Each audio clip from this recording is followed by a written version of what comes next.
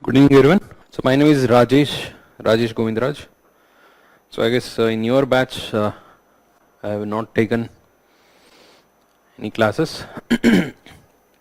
So I'm a faculty in Vision IAS and I teach the subjects of geography, governance and disaster management.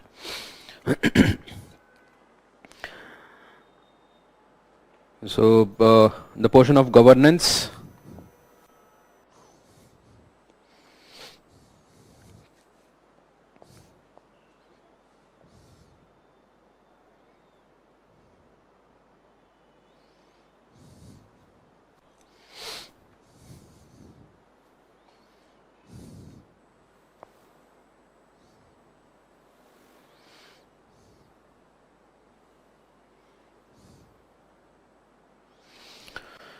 okay. Governance is basically part of your General Studies paper 2. If you have seen the syllabus, this is part of paper 2. Paper 2 heading, if you read, it says General Studies paper 2, and it actually starts with governance only. You can see it starts with governance, constitution and polity, then social justice and international relation.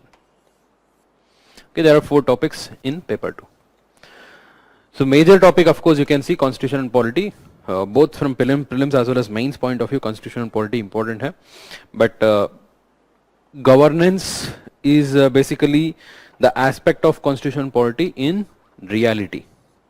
Okay, that is, it is more application part of the polity. Okay, the constitution polity which you might have read in the class. Basically polity and constitution deals about the constitutional provisions, the government setup, their powers, their provisions, all of that.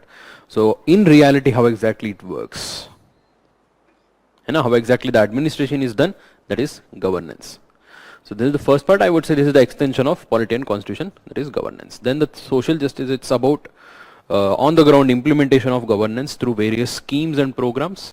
So this will be dealt separately, the various program schemes of the government in order to take care of the welfare sections, all of that, and the international relation, that is totally different subject. So governance ka syllabus, if you see, this is paper 2, the highlighted portion in the yellow part. So that is all the topics of polity and constitution ka topics hai, and that will, all of it will be covered under your polity and constitution. Okay, starting from the basic features of the constitution, the powers and the various provisions related to executive, legislature, judiciary, and including the salient features of RPA and constitution, non-constitutional bodies, statutory bodies, and even there are a few other topics. Let me just show you.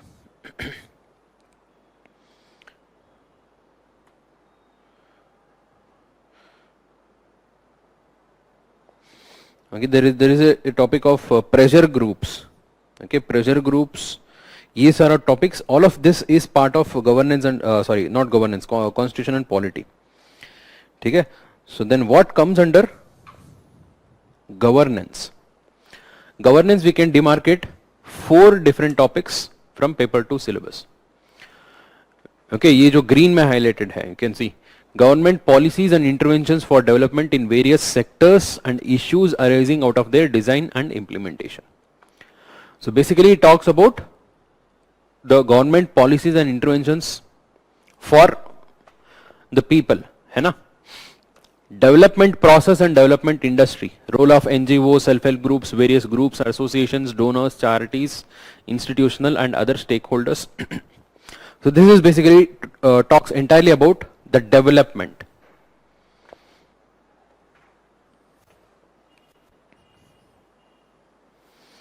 Okay, this basically overall talks about development, the sector of development, the third sector of governance, the civil society, all of that. Okay, that is development process. We call it as a development industry also. And here can you see important aspects of governance, transparency, accountability, e-governance, applications, models, success, limitations, potential, citizen charter, transparency, accountability and institution, other measures. So this is totally about the basic aspects of governance. And then fourth one, role of civil services in democracy. तो इसके बीच में जो तीन topic है, this is part of your social justice. Okay, this will be dealt separately under social justice, which talks about the various schemes, programs related to the vulnerable sections, and even the education, poverty, human resources, hunger, ये सारा health, ये सारा sectors में जो government intervention है, इसके बारे में बात होगा, that is social justice. And these four topics are IR. ठीक है? So overall we are left with 4 topics under governance. ठीक है? तो इसको short form में for our ease we can say important aspects of governance. This is first topic. Second, role of civil services in a democracy. And third, development process and development industry. Fourth, government policies and interventions for development. Okay, there are 4 topics which we will be covering in governance. Okay, these are the 4 topics which I just mentioned. Order थोड़ा सा syllabus में ऊपर नीचे है. I have changed the order starting from the basics. Okay, I'll cover first the important aspects of governance, then the role of civil services in a democracy, then development process and development industry, and government policies and interventions for development. These are the 4 topics. Please write it down. The 4 units which we are going to cover in governance.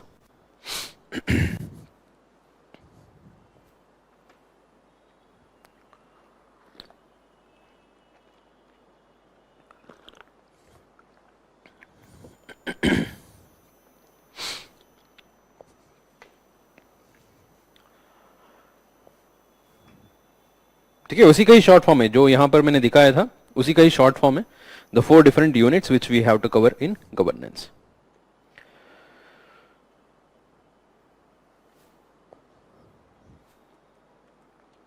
So important aspects of governance covers the basics of governance. What is governance? What is good governance?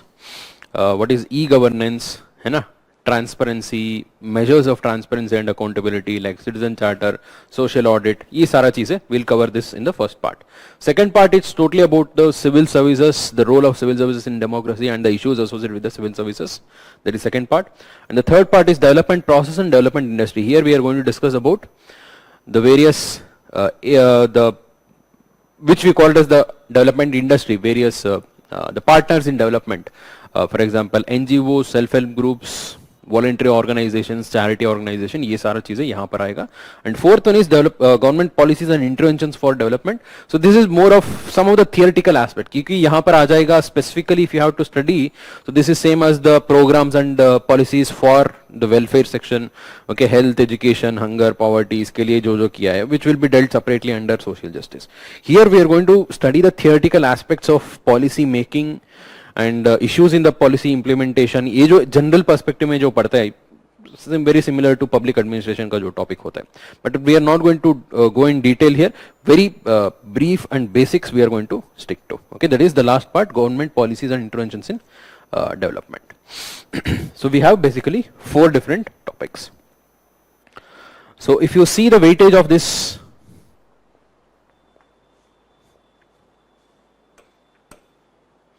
this governance area, governance subject of governance in paper 2 through previous papers,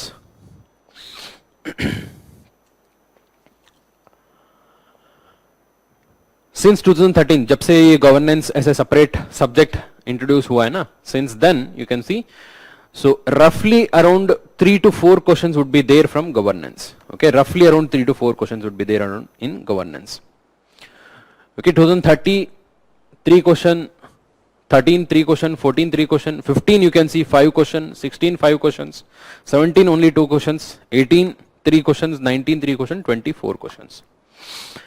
Average we can say around 3 questions. Okay, 3 to 4 questions, and 40 to 50 marks in total. and all of you please have some patience. So let me just take the brief introduction. मुझे पता है क्या क्या cover करना है, फिर बाद में अगर if I am not able to cover then you can raise your queries and doubts, so you don't have to worry much in the beginning part at least. ठीक है, सब बता दूंगा कितना क्लास होगा, क्या एरियाज होगा, इसका नेचर क्या है, ये सब बता दूंगा, फिर बाद में आप डाउट्स पूछ सकते हो. Okay, so till then please hold on. So first part weightage कितना है, around 3 to 4 questions in paper 2. Okay, in paper 2. But generally क्या होता है, the students who write mains है ना, they don't prepare specifically for governance. So governance is one topic and disaster management is another topic. So जहाँ से लोग usually specifically prepare नहीं करते हैं. So सोचते पॉलिटी पढ़ लिया तो गवर्नेंस तो आना चाहिए, लिख सकते हो बट क्वेश्चन समझ के स्पेसिफिक आंसर तो नहीं लिख पाओगे. You will write a very general answer, very vague answer, जिसके लिए मार्क्स भी बहुत वेगली मिलेगा. So you need to score well. Each and every section is important, each and every question is important, you cannot skip that. तो थोड़ा सा specifically prepare करना वो काफी है. थोड़ा सा specifically, don't have to go into public administration area जाके वहां पर पूरा डिटेल में थियरीज पढ़ने का जरूरी नहीं है. So just the basic idea would be sufficient here. ठीक है, 3 to 4 questions guaranteed. And till now in the last 8 years, from 2013 to 2020, this is the distribution of questions as per the section. Okay, 4 sections we have identified. सबसे ज्यादा questions आए, the first part, important aspects of governance, a total of 12 questions. Okay, you can see that there are total of 28 questions, 21, 25, 28 questions out of in the last 8 years. So in that 12 questions are entirely from important aspects of governance. That is nearly 35 to 40% of the questions are coming from this basic area only. ठीक है, यहाँ का question भी बहुत basic रहता है, but if you don't know the specific meaning of these terms you will not be able to answer them.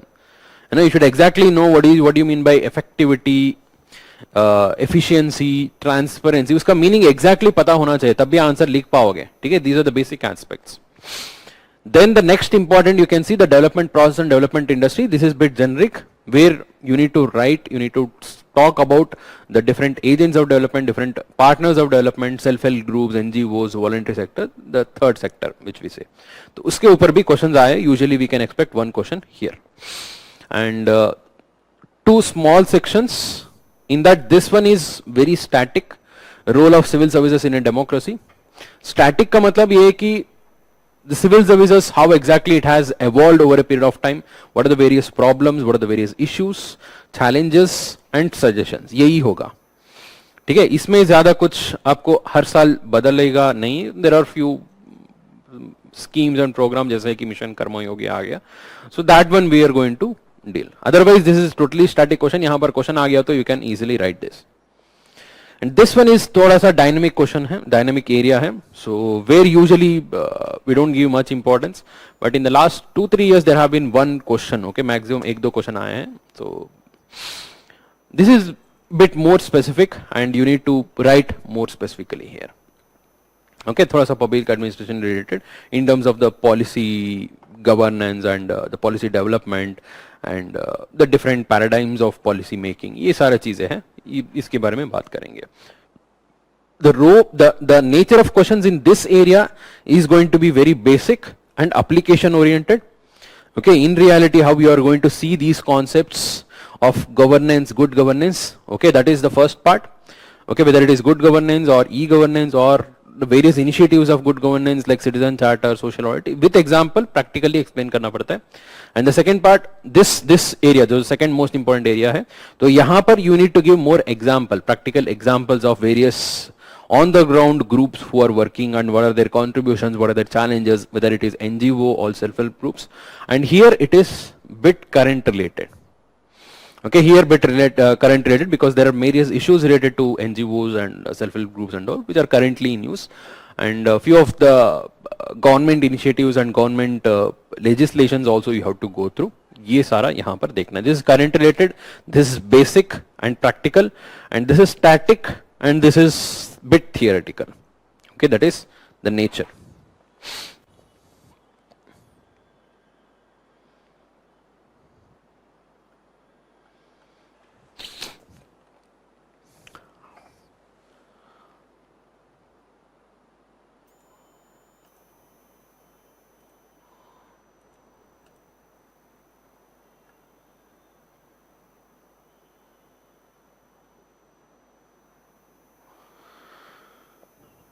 So that is the nature of questions and depth of study I have told you.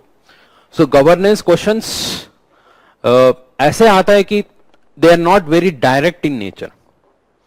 Okay, they are not very direct in nature. But that does not mean that you need to study them in very deep. मतलब ऐसे पूरा public administration का topics निकाल के ऐसे पढ़ने का जरूरी नहीं है. You need to understand the basics. You need to understand the basics. Apply in real world. Give more examples.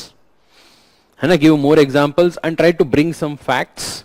You can make really good answers here. You don't have to read very theoretically, specifically पढ़ने का जरूरी नहीं है, but you need to understand the basic ideas of governance. You need to understand the basic ideas of governance, the important meanings of the different terms, and some of the provisions, the initiatives taken by the government. ये सारा आपको पता होना चाहिए. Otherwise, you don't have to go into too depth here, but of course, like out of 20 questions, you can expect 3 to 4 questions. तो आपको पता होना चाहिए कितना मेहनत करना है यहाँ पर.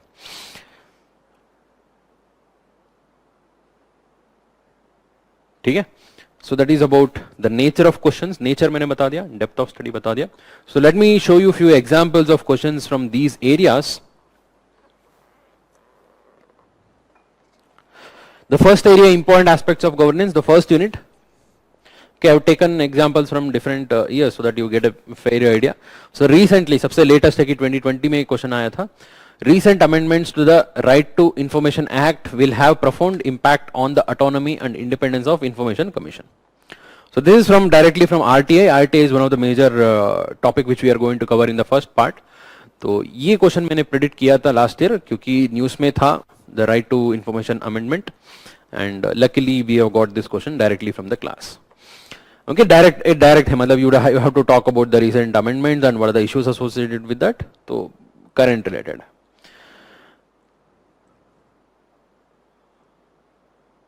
Second one, you can see effectiveness of the government system at various levels and people's participation in governance system are interdependent. Discuss their relationship in the context of India.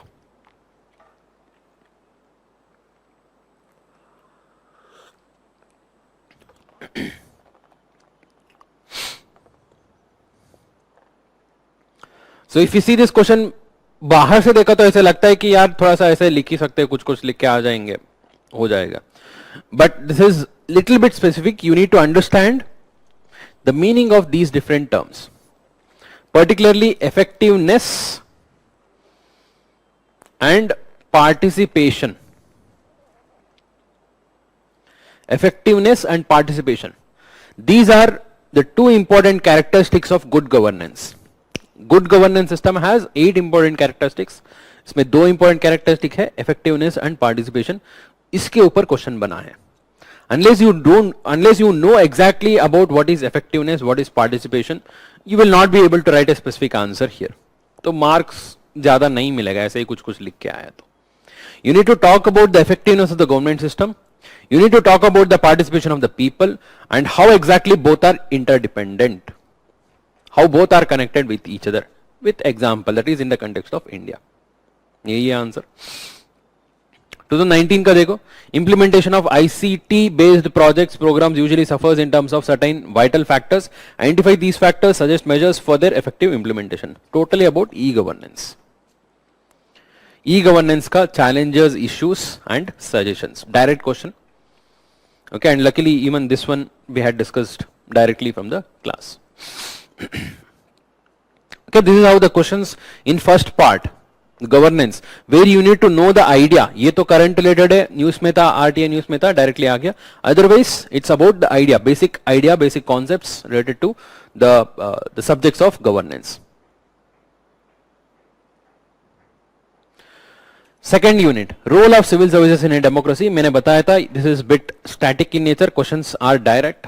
Either आएगा evolution के ऊपर या problems के ऊपर या solution के ऊपर related to civil services in India. Can you see 2016 traditional bureaucratic structure and culture have hampered the process of socio-economic development in India. Comment. One of the major issues associated with civil services in India was their bureaucratic structure. इसके बारे में हम बात करते हैं in civil services. Okay, civil services, role of civil services. So how exactly, what exactly is this bureaucratic structure? उसका क्या क्या प्रॉब्लम है, इश्यूज क्या है, ये सारे चीजें इससे ऊपर डायरेक्टली क्वेश्चन है. 2017, can you see? Initially, civil services in India were designed to achieve the goals of neutrality and effectiveness, which seem to be lacking in the present context. Do you agree with the view that drastic reforms are required in civil services? About the reforms required in civil services, particularly in the context of neutrality and effectiveness. Reforms required in civil services in the context of neutrality and effectiveness of civil services. इसके context में क्या क्या reforms चाहिए, क्या क्या issue है, specifically बात करना है. Okay, it's an easy question. Easy question if you had read about the role of civil services in a democracy specifically.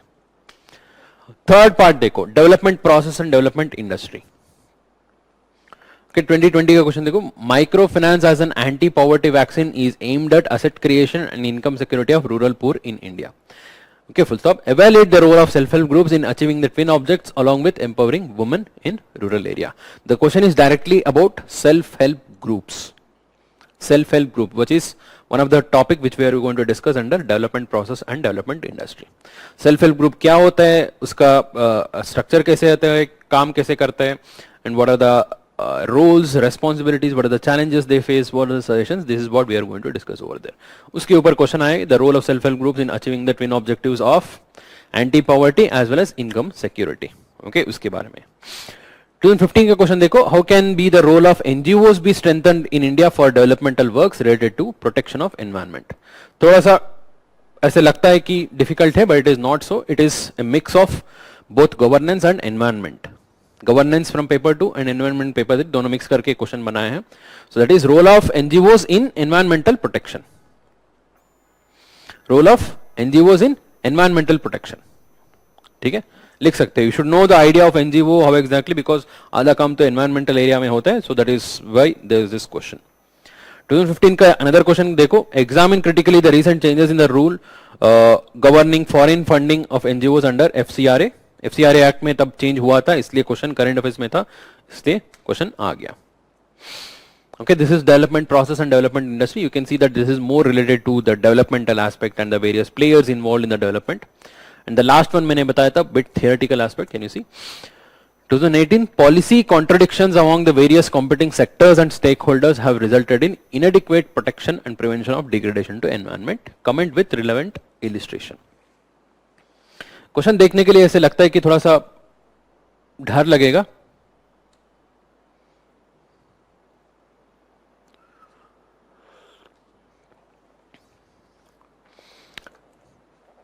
Question appears bit difficult, but it is not that difficult. One of the important things which we study under the policy, government policy and interventions is how exactly, what are the important characteristics of a good policy, what are the issues which we face in policy implementation. These are the things which we study in generally, and this is their application in environment. Okay, it is the application of policy making and policy implementation in environment. Particularly it talks about policy contradictions, that is multiple policies, overlapping policies. उसके वजह से क्या issues हो सकता है, and in the context of environmental protection and degradation, so what are the issues and challenges. Okay, so we'll study about this. Once you understand policy making, policy implementation and the issues, characteristics, ये सारा चीजें समझ आ गया तो you will get this very easily. This one 2019, in the context of neoliberal paradigm of developmental planning, multi-level planning is expected to make operations cost effective and remove implementation blockages. Discuss. So this talks about few important terms. Just you need to understand the basic terms, you will get the answer totally. It says that neoliberal paradigm of development, that is the developmental model which we follow after 1991. In that particularly they are talking about the multi-level planning. Okay, multi-level planning, you should know what is multi-level planning and how it is going to make operations cost effective and remove the implementation blockages. ठीक है, you once you get the basic idea about development process, the policy making and all, so you will be able to answer this. Okay, not that difficult. It appears difficult, but not that difficult.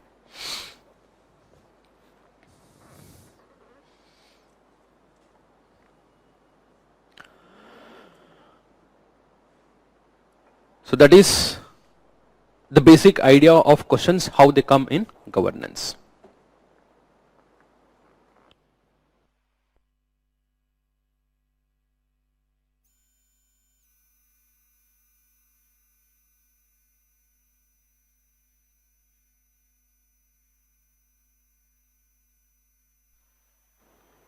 So overall, governance, if I have to say in summary, governance is basically the application of whatever you had studied in polity and constitution.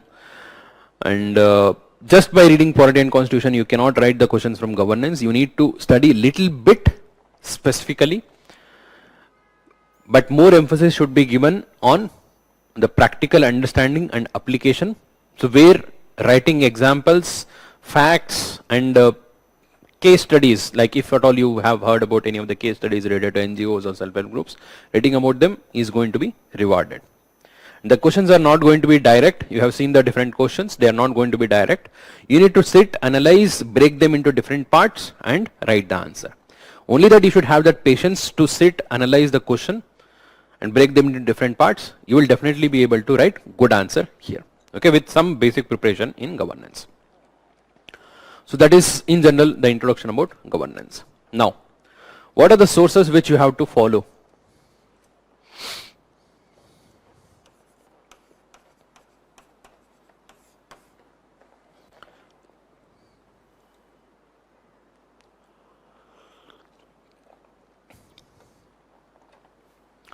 For governance, there are no separate NCRTs.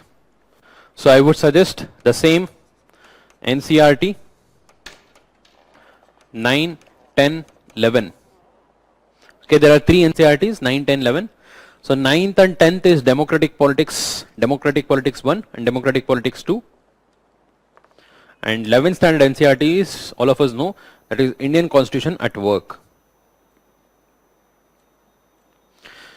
Three NCRTs, I would say you have to read. ये तो पढ़ना ही है, not only from governance, even from constitution and polity, for both prelims as well as mains. अभी prelims का many of the questions you won't find the answer in Lakshmikant or any few of the good notes. Okay, many of the questions are related to the philosophical aspects, the theoretical aspects. And I would suggest you to read these NCRT 9th and 10th and 11th. Okay, तीन पढ़ लो, उसमें governance aspect भी cover हो जाएगा आपका. So, but if you need a specific notes and specific textbook for governance, there is none. Okay, I know that there is Lakshmikant governance. I would not suggest that to read for mains. Okay, that is just collection of some facts, and that is not in the current frame of scheme of examination. So don't bother buying that or reading that. So otherwise, IGNOU material is one important source which you can refer. Okay, of course there is no specific material from IGNOU talking only about the governance. You need to search the important topics. जो topics syllabus में लेके आपको खुद cover करना पड़ेगा using here and there जो IGNOU material में cover हुआ है. In addition to this, the most important source is second ARC reports. Okay, second ARC reports. There are a total of 15 reports, and each of the report goes for like hundreds of pages. So if you have time, if you are preparing for 2023, I would say please go ahead and read these reports.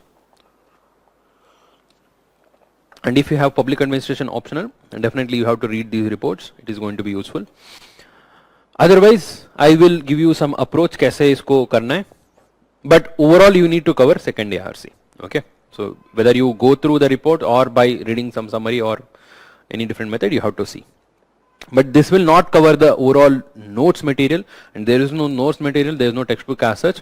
So that's why from Vision IAS we have provided value addition material.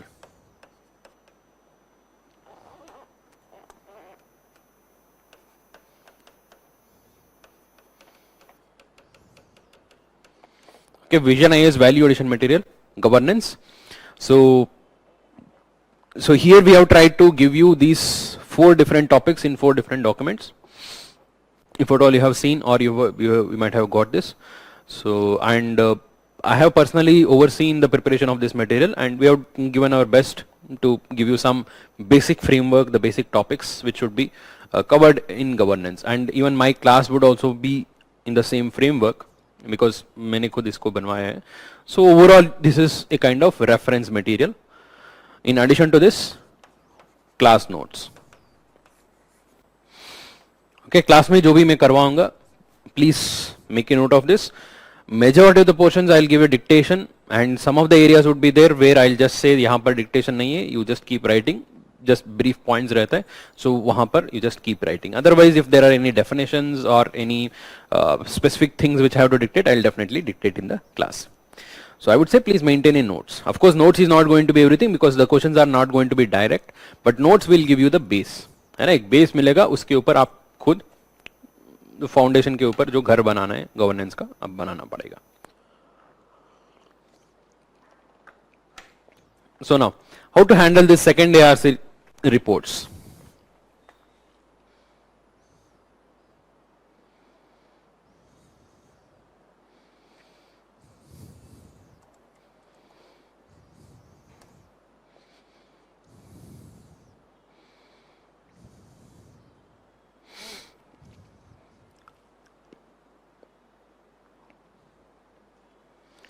So let me take you to the website of second ARC. You will find a total of 15 reports. दिख रहा है? Total of 15 reports. So as I told you, those who are preparing for 2023, and if any of you are there beyond 2023, you can read that. And those who are preparing for public administration, again you can read that. Otherwise, कैसे handle करना है? For governance, you don't have to read all of these reports. Few of the selective reports you have to read. कौन-कौन सा reports important है? First one, right to information, RTA, you have to read. Fourth report, ethics in governance, not only from the governance context, even from paper 4 ethics paper के लिए ये जरूरी है. ठीक है? तो इसके अलावा refurbishing personal administration and scaling new heights. Promoting e-governance के ऊपर है. Citizen centric administration, very important. Governance का major portion यहाँ पर cover होता है.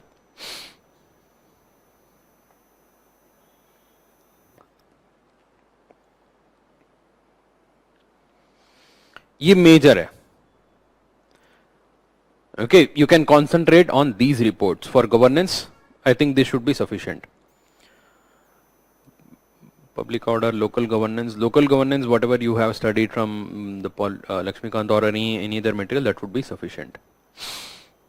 ठीक है, at least इतना तो पढ़ लो. इसमें भी many of you might feel shortage of time to read the entire report. Of course, it goes for hundreds of pages.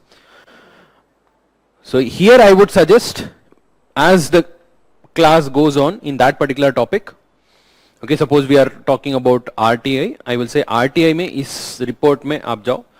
So just go through the basic idea of RTI. In that particular RTI report, they would have discussed the basic idea of RTI. What is the concept? What is the principle? है ना? जो basic idea discuss किया है, just read that briefly. Don't read the recommendation in detail. पूरा in detail में पढ़ने का जरूरी नहीं है. Just in the end, they would have given a summary of recommendation. You have to remember that. Summary of recommendation and the basic concepts in each of these report. Basic concepts मतलब there would be some discussion of conceptual topics. मतलब conceptual clarity के लिए they would have discussed. वो पढ़ लेना. That is going to be useful in RTA, ethics in governance and e-governance. E-governance में भी बहुत useful रहता है. ये बड़ा जो conceptual discussion है. In addition to that, the summary of recommendation. Of course, you cannot remember all the recommendation. Few of the major recommendation which you have to remember.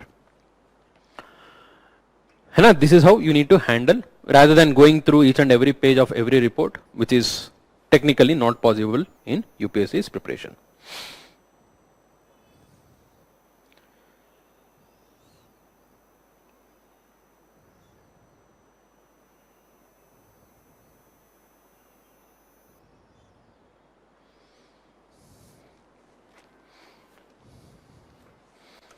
Fine. So of course we are also going to discuss some of the recommendations in the class. So wherever it is required, I am going to dictate the recommendation. आप बस लिख लेना, वो तो याद रख सकते हैं. And second ARC का ऐसे है कि the importance in governance,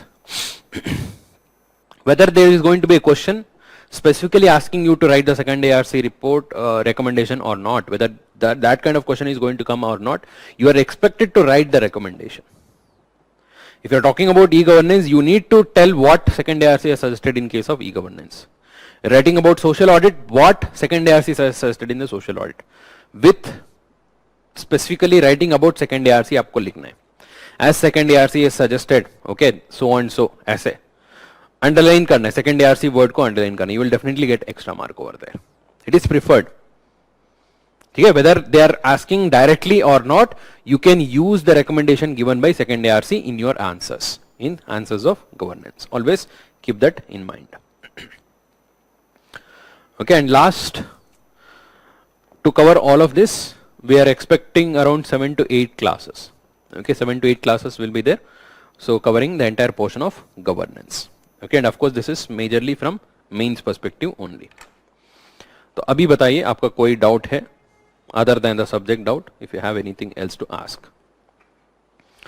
So many of our impatient students were raising all of this. I think many of the things are addressed by now.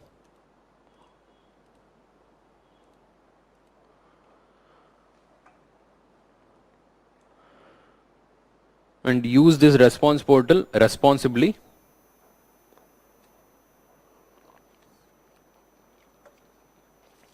This should not be used to raise any questions, queries. उसके लिए अलग सा portal है, query portal, that should be raised. And this is just to answer to my question, to give answer to my question, yes sir, no sir, okay sir, बस उतना ही होना चाहिए. Whatever the doubts you have, please raise it in the query portal. Response portal, if you are chatting among yourself or sending messages and commenting, फिर response portal को बंद करना पड़ेगा, फिर आपको बस वीडियो रिकॉर्डिंग जैसे ही हो जाएगा, है ना. You will not get the feel of class here.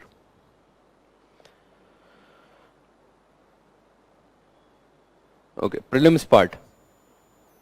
देखो प्रीलिम्स पार्ट सेपरेटली गवर्नेंस करने का जरूरी नहीं है.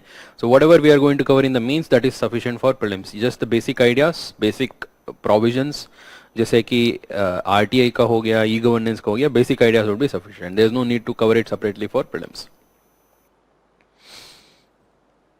ठीक है, mains is the major part. Mains में जो कवर करेंगे वो प्रीलिम्स के लिए भी काफी है.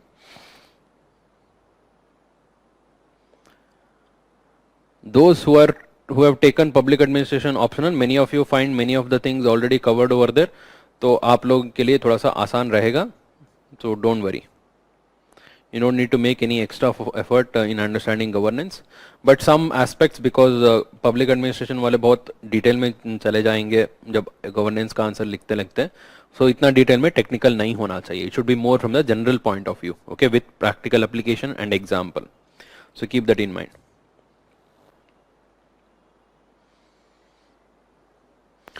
Shall we refer to Yojana and Kurukshetra? Definitely, Shubham. You need to refer to Yojana and Kurukshetra both. Not only for governance, even from the point of view of agriculture. Agriculture topic के लिए Kurukshetra is one of the suggested sources. So please try to read at regular intervals. ऐसा नहीं कि पूरा साल का एक बार पढ़ूंगा बैठ के, ऐसे मत करो सर्कस, वो नहीं हो पाएगा. So regularly उसको पढ़ सकते हैं तो you will get the idea, overall idea वहाँ पर रहेगा. That is definitely going to be useful. Okay, for the current related aspects.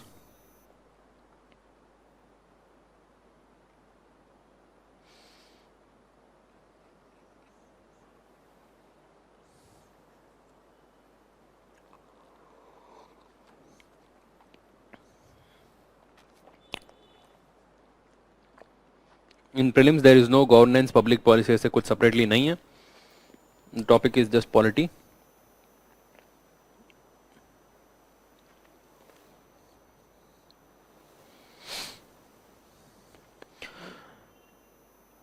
वही है, सी जो भी पबैड का ऑप्शनल वाले है ना, so don't try to write too much of thinkers, too much of philosophical background, ये सारा मत लिखो.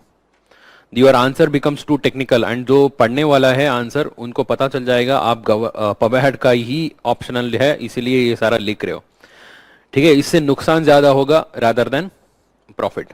क्यों बताओ? once he knows that you are a public administration optional student, they expect naturally more from you, है ना?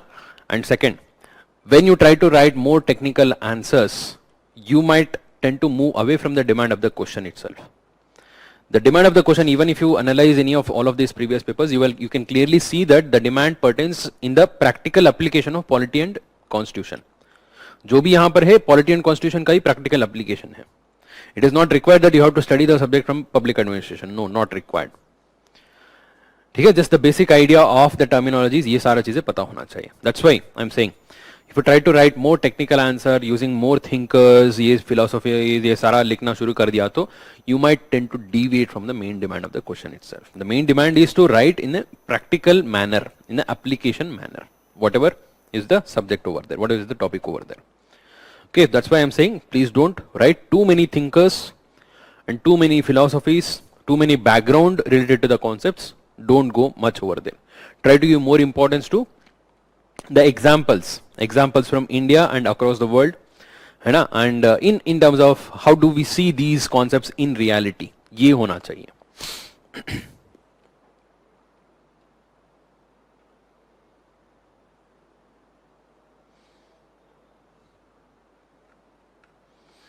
Prediction, I'll tell you then and there whenever we are covering some part, whatever the topics which we are covering, I'll tell you then and there, because governance में थोड़ा सा prediction कर सकते हैं, but exactly question predict करना मुश्किल है.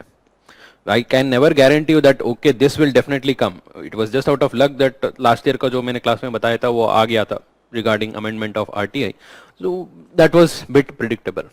Other than that, we will try to stick to the basics. Okay, understand the basic concepts so that any type of question comes in this area we'll be able to tackle. That is our target. ठीक है, question possible question जो भी होगा मैं तभी बता दूंगा, don't worry.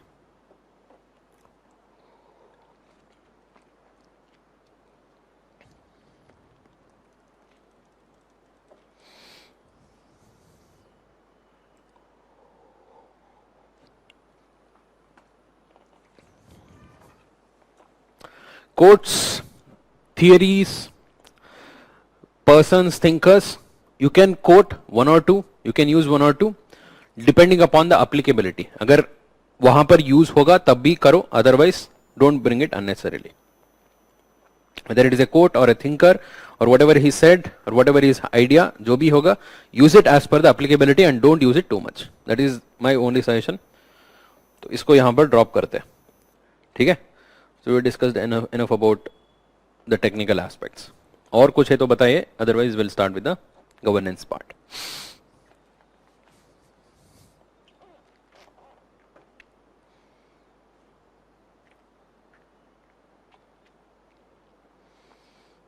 Rest all clear? चलो.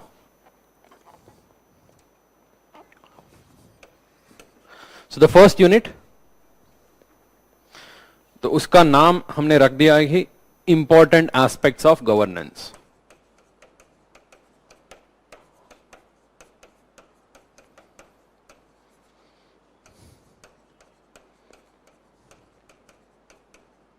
Important aspects of governance.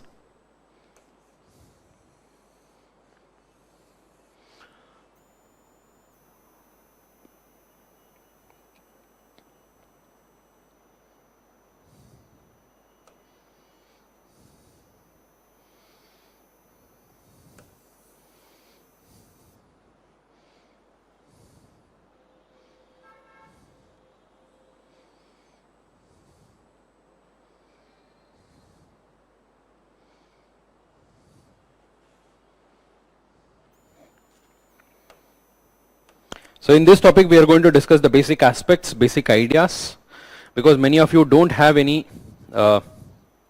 idea at all about the governance, and for few of the batches I think polity का अभी पूरा खत्म नहीं होगा, so it's okay. So we just need some basic idea about the polity constitution, बाकी सारा हम manage कर लेंगे क्लास में. Yes, reference material, whatever the vision reference material, try to read that, बाकी सारा बाद में. अभी के लिए try to go through the vision reference material along with my class notes. So once we are done with this, then you can refer to the IGNOU material if you get time, and the NCERTs तो आपको पढ़ना ही है, ठीक है. Try to go with the Vision IAS printed material as a reference material after going through the classroom material. Okay, classroom notes जो हमारा class में होगा तो उसको एक बार देख लो. You are thorough with that, then you go to the Vision IAS printed material. Okay, read the same topics over there, and if you find anything extra, you can add the same content to the notes here.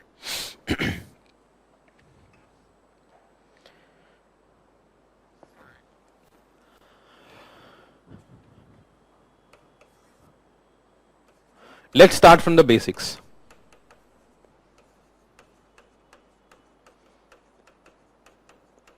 What is governance? What do you mean by governance? In brief terms, if you can define, okay, please give your answer in the response portal. What do you mean by governance? Governance का मतलब क्या है? और specifically बताओ. Tell me about the word govern.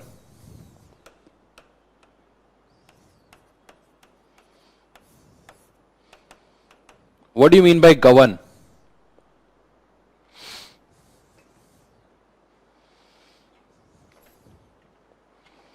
When we say somebody is governing something, उसका मतलब क्या है?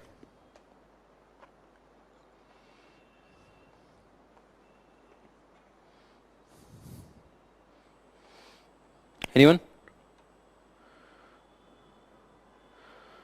Collective way of solving the problems of society. That is not necessary. It doesn't necessarily mean governance. Functioning of government, ठीक है. Sudhakar, totally right. Roshan, right. ठीक है. Swati, Vijay Shankar, ठीक है. So basically the meaning of govern is to rule. Okay, to rule or to control. यही है. The basic idea of governance, govern means to rule, to run or to control. Okay, we can say to run. Run मतलब not running, run भागना नहीं है. To make things work. You know, that is what is running certain things. The word govern is derived from the Greek word kubernein. Kubernein. The word govern is derived from the Greek word. I'll dictate this. पहले सुनो. The word govern is derived from the Greek word kubernein. Okay, which means to steer.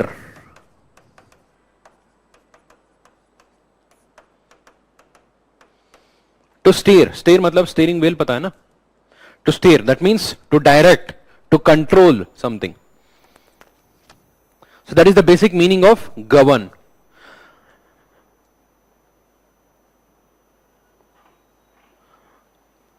The word govern in the present context is used to tell the meaning to run something, to control something. Right? For example, other than the administration, if we have to use in any other aspect, fear governed their lives. Fear governed their lives. मतलब it controlled their life, right? In the context of administration, okay, Ashoka governed this part of land. Okay, the land till the limits of Godavari, can say, or even Kaveri, वहां तक गया था ना. So that is the land governed by Ashoka, right? So what is that govern?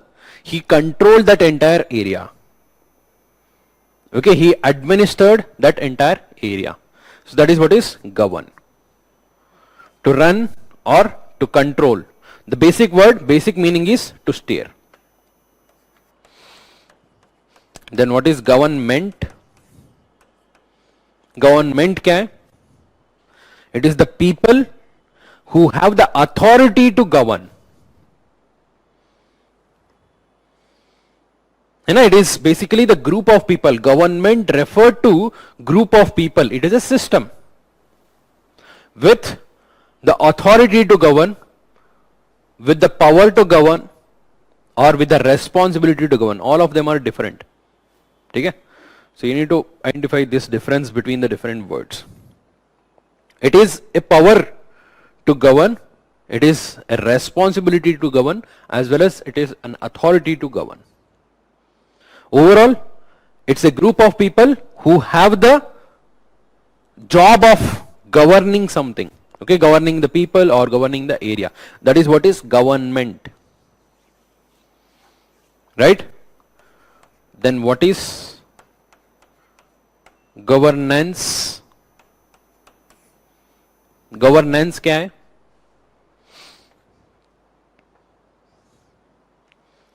Governance is the manner of governing, the manner of controlling, the manner of running the things. Right? That is governance.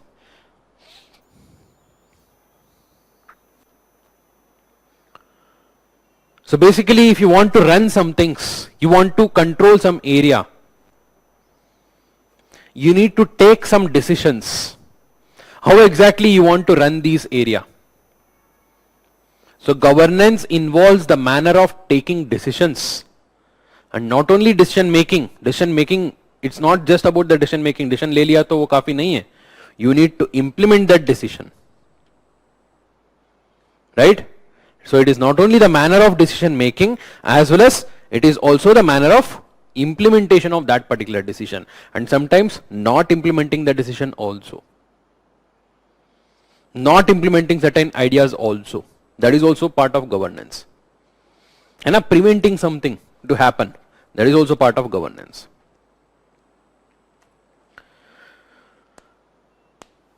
Okay? So overall, to run something, to control something, we need to take decisions and implement those decisions. It involves all the aspects related to that. How exactly the decisions are made, and how exactly the decisions are implemented or not implemented. However, UNDP's definition of governance brings much more broader picture of governance. Okay, if you go back to the olden days, to rule something means to rule as per your wish. कोई भी राजा होगा, उसका जो मन है वो ऐसे करेगा. He want to spend the money in his own expense. उसका पैलेस बना दो, jewels खरीदो, कुछ भी बना लो, it is up to him. Or he can also use it for the welfare of people. Right? So that was the olden concept. The modern concept of governance is not just to rule as per the wish of the government. Government is the group of people who have the authority to govern. ना पहले it was राजा, अभी है some group of people whom we elect directly, indirectly, बहुत सारा mechanism है उसमें. UNDP says the governance is a very broad and multi-dimensional aspect. Okay, what is the definition of UNDP? Let's just see. The exercise of economic, political and administrative authority. Okay, this is the first part. It is the exercise of economic, political and administrative authority.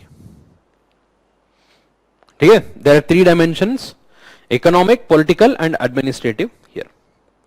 Why we are exercising this authority?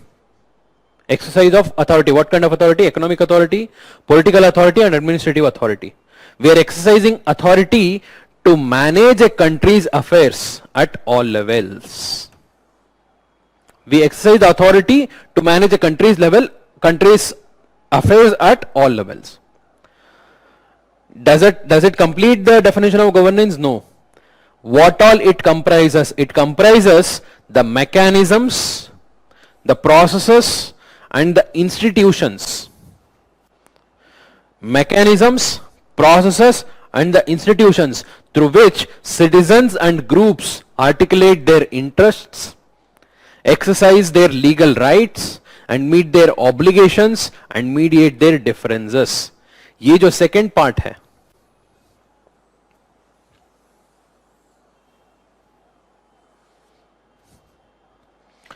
it basically gives you what is the overall objective of governance.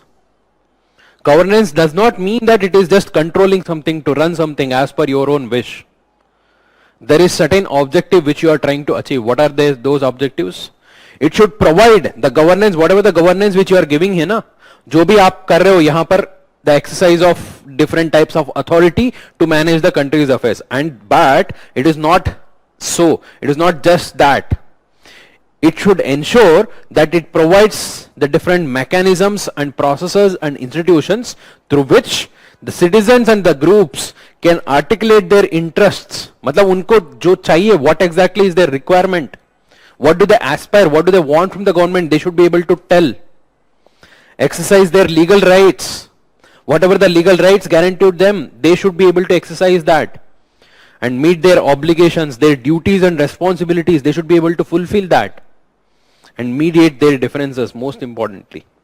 Because particularly in a society like India, where all the different dimensions, all the different types of communities live together from different regions, it is very important that the governance system ensures that there is a mediation of differences.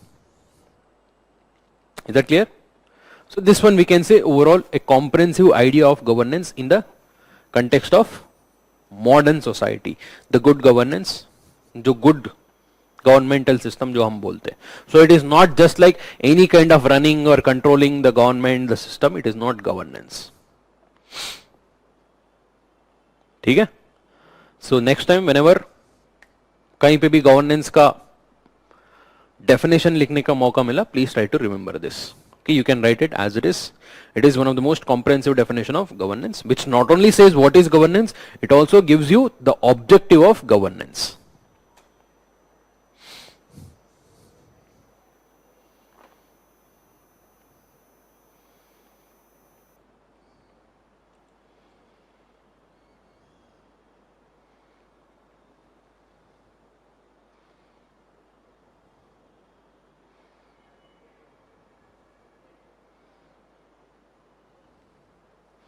Is that clear?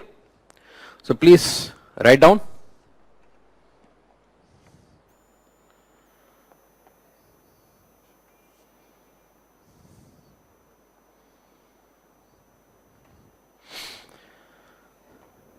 The word govern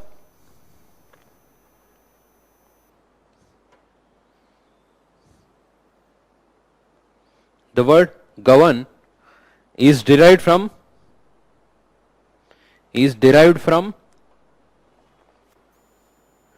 the Greek word kubernein.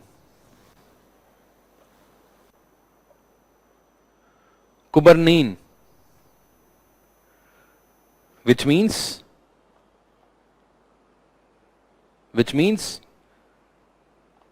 to stare.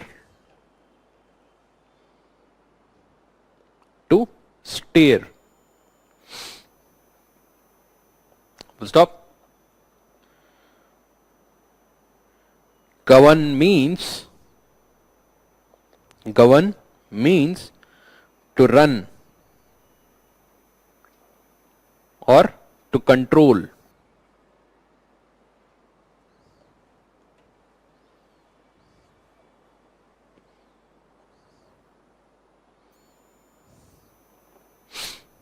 Next paragraph.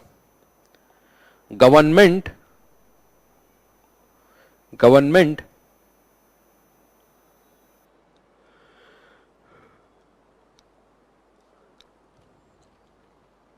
is the group of people, government is the group of people with authority to govern, with authority to govern. Full stop. Next paragraph. Governance. Governance is the manner of governing.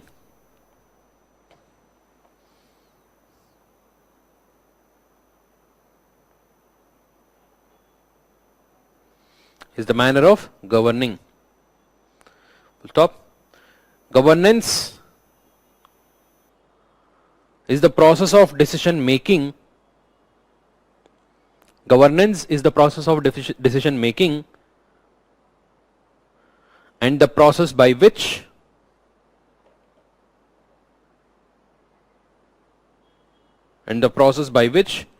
decisions are implemented,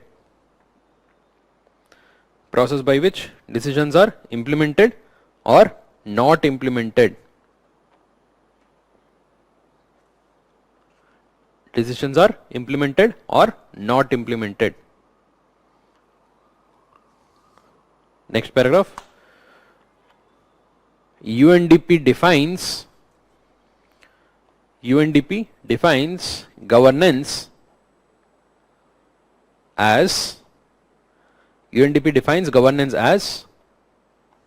and write this definition. Okay, it defines governance as the exercise of economic, political and administrative authority to manage a country's affairs at all levels. Full stop. It comprises the mechanisms, the processes and institutions through which the citizens and groups articulate their interests, exercise their legal rights and meet their obligations, mediate their differences.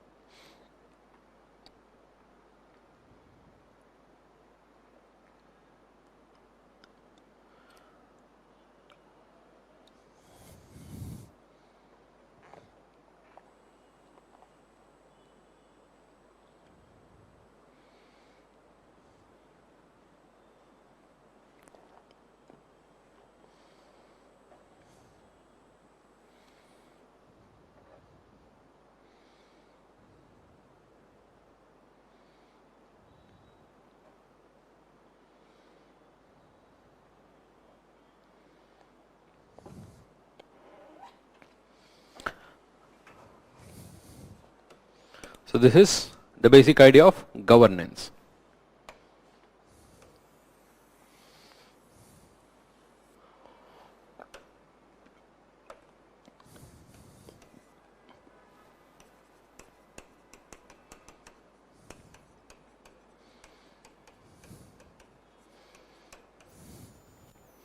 Next, what is democracy?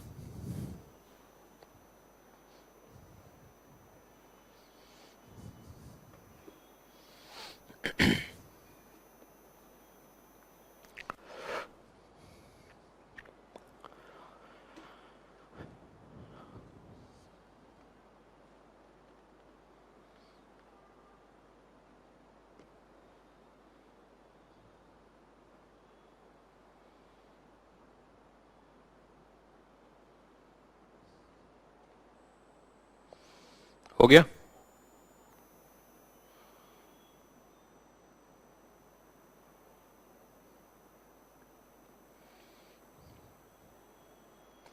अभी बताइए what is democracy? Democracy का मतलब क्या है? आप लोग तो बहुत पहले से ही सुनते आया होगा. What do you mean by democracy? Rule of people. ठीक है, बहुत सिंपल है. Democracy is made up of two words. One is demos, another one is Kratos. Demos, Kratos. Demos means people. Okay, so demo means people. Okay, demography you might have seen. Okay, democracy is, demo means people. Kratos means rule.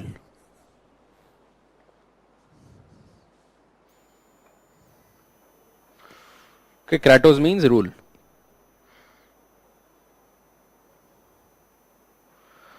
And it's not to the people. Okay, so please be clear before you say like this. It's not to the people. इसका आता हूँ मैं. I'll talk about by the people, of the people, for the people. Before that, the basic meaning of democracy. Democracy means it's basically made up of two words, demos and Kratos. Demos means people and Kratos means rule. Overall, it means the rule of people. That is, people ruling themselves. People are ruling themselves. They are not under control of some other person. है ना, पहले earlier olden days में था the rule of Kings. सबसे पहले तो वो भी नहीं था. When a man was totally wild animal, है ना, there was no social or cultural aspect to the human existence.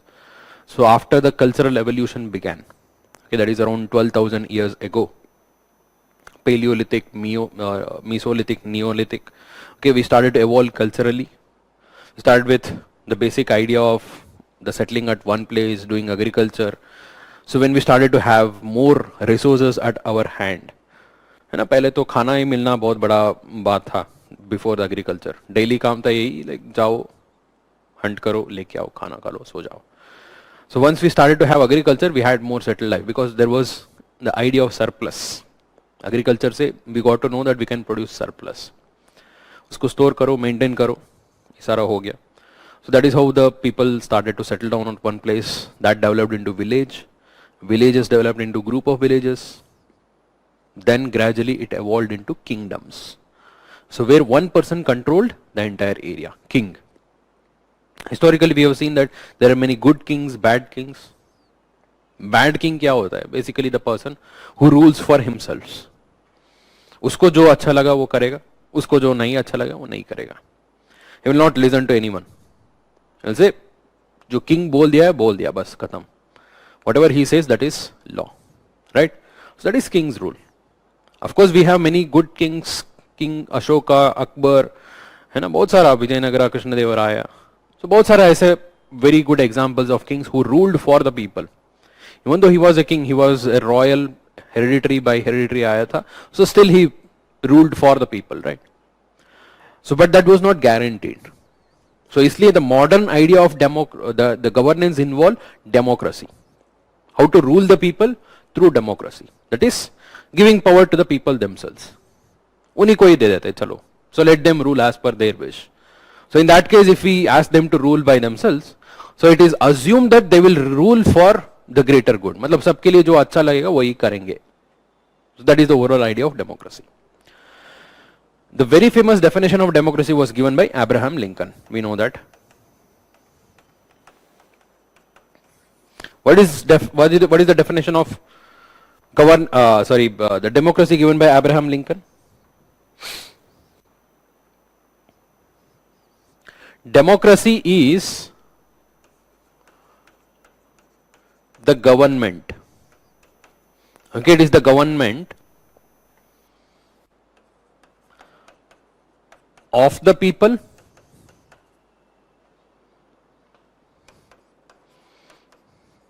by the people and for the people. Okay, this is the definition of democracy given by Abraham Lincoln. Of the people, by the people and for the people. Abraham Lincoln. So what do you mean by of the people, by the people, for the people? By the people तो पता है, It means chosen by the people. Of the people means it is made of the people. Here it works for the people. No, basic idea. Whatever the government is, that it will be called as democracy if it is chosen by the people. People themselves are electing the government, and that government is also made up of the people.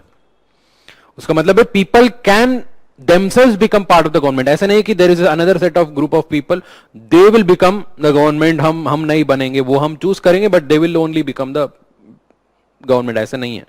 If you want, even you can become the government. That is what is made up of the people. Okay, यहाँ पर made up लगा दो, made up of the people. Chosen by the people, made up of the people, and finally they should also work for the people.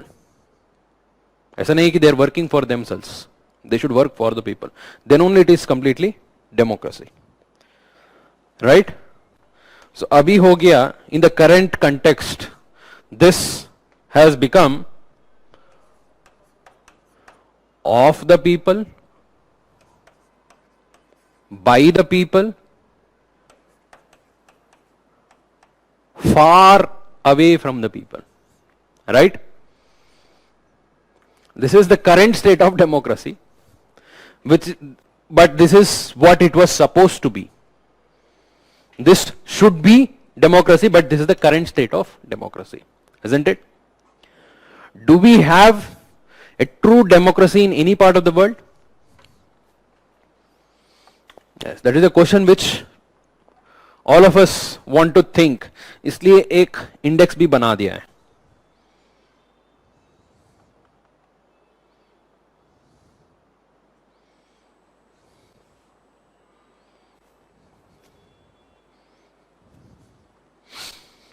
The Economist Intelligence Unit has prepared an index to what extent the different countries are able to implement complete democracy.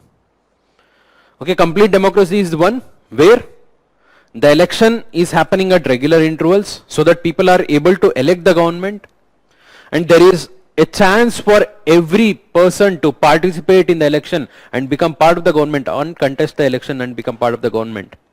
And the government chosen in such a manner is also working for the benefit of people. All the three aspects should be there. So to assess this, how far the countries are able to implement this, we have a index. That is the Economist Intelligence Unit's Global Democracy Index.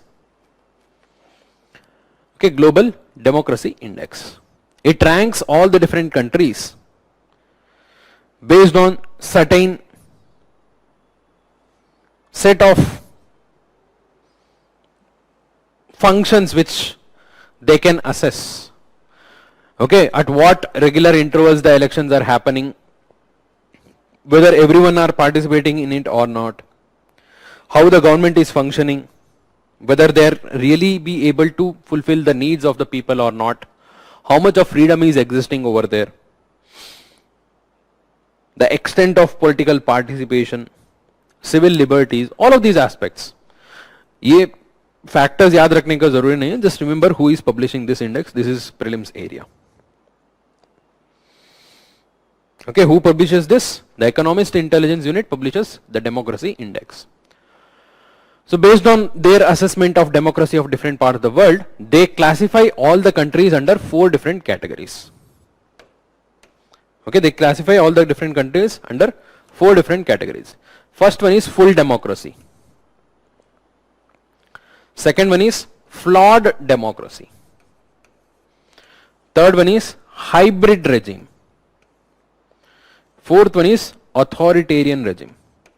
There are 4 different types of countries as per the classification of Economist Intelligence Unit. Okay, the Democracy Index.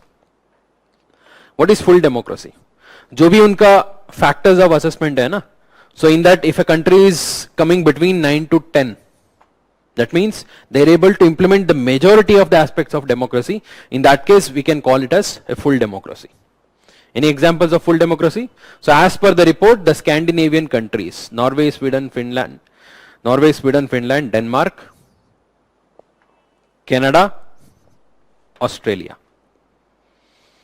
Okay, these are the major countries where, according to the report, there is, at least to some great extent, there is major democracy. पूरा democracy है यहाँ पर. Okay, example एक दो याद रखो काफी है.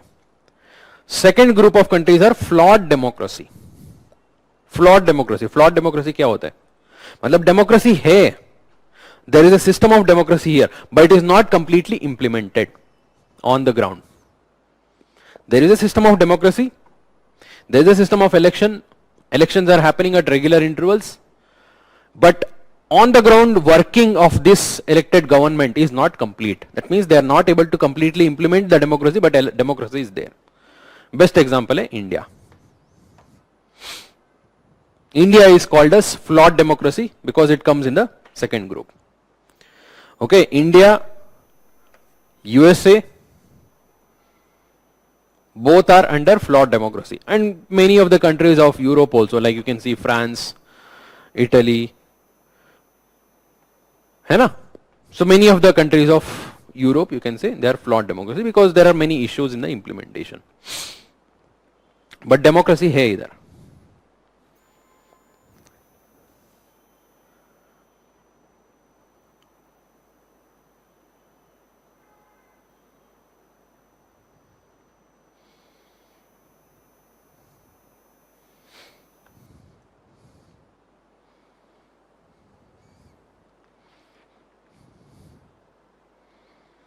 The third one is hybrid regime.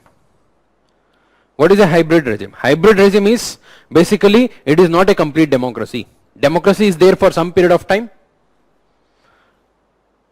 Okay, democracy is there only for some period of time. Rest of the time it is totally authoritarian government. Military rule. Okay, some military rule or some any other kind of monarchy or something. But there is no total democracy for all the time. It is there for some period of time. For example, Pakistan. Pakistan is an example of hybrid regime. तो half of the time तो हमें पता है कि वहां पर democracy नहीं था. There was military rule. And fourth one is totally authoritarian regime. There is no democracy at all. Okay, where there is still the royal families are ruling, dictatorship is still happening. North Korea हो गया, okay, Saudi Arabia हो गया, Syria हो गया, है ना, like this, where there is still dictatorship and royal families ruling over there. That is hybrid regime.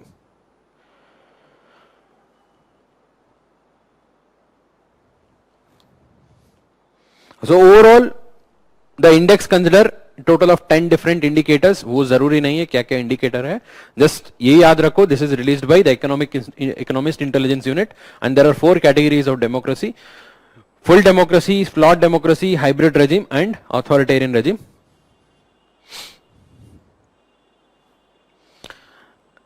And yeah. So this should include the part of India, and definitely it should be there. So it's just a slight mistake. Okay, we'll correct it. Okay, definitely this will be corrected, don't worry.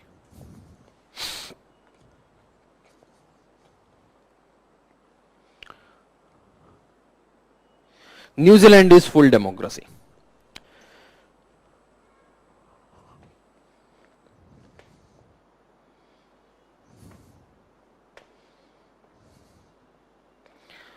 So now, as per this index, India का जो assessment था, it was 7.23 in 2018. As per 2018 report, it was 7.23, and 2019 का report है 6.90, and in 2020 it has come down even less. And in 2020 it is 5.44 as per the report. Okay, this is not my opinion. As per the report, India's overall assessment out of 10 indicators, Okay, out of 10 indicators, India has got this much of rank.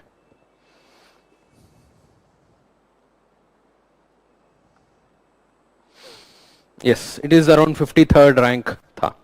तो सारा याद रखने का जरूरी नहीं है, prelims में question नहीं आएगा इतना डिटेल में, मेंस में भी जरूरी नहीं पड़ेगा आपको, don't worry. So you just have to understand the overall idea and classification of different countries as per their democracy. Now अभी इतना क्या, why are we discussing so much about democracy here? This is governance, right?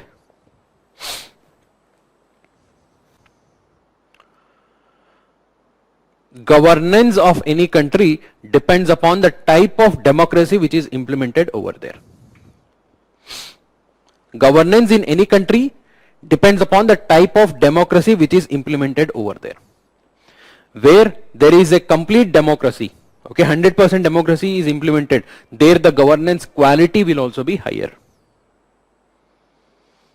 And in some of the places where it is totally authoritarian, there is no guarantee in the good governance. Okay, governance is totally depend upon the type of democracy which is implemented in that particular country. So please write very briefly about this. What is democracy? Democracy is derived from demos plus kratos, that means rule by the people.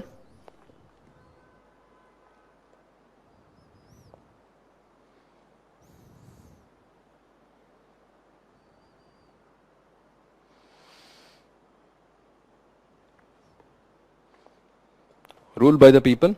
Full stop. Abraham Lincoln said, democracy is government by the people, of the people, for the people.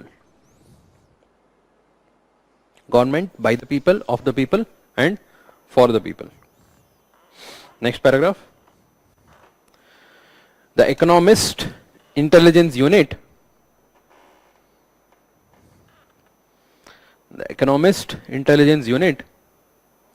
which releases the Global Democracy Index,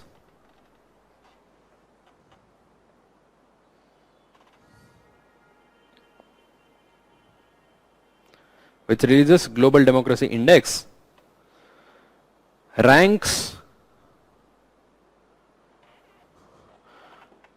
the different countries,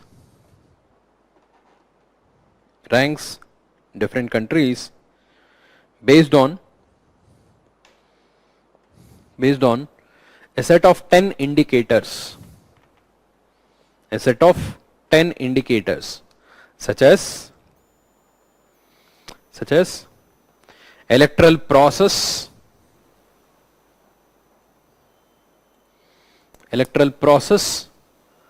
and pluralism.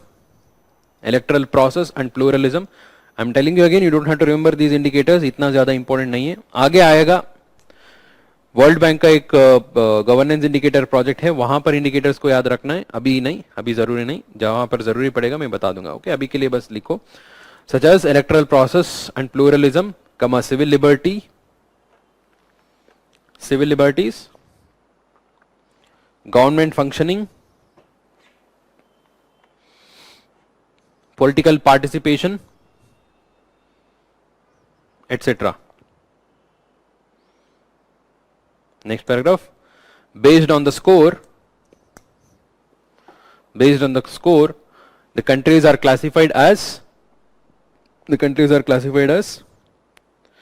first one, full democracy.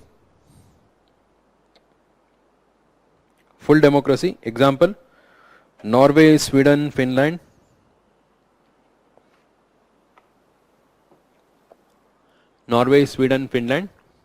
Second one, flawed democracy.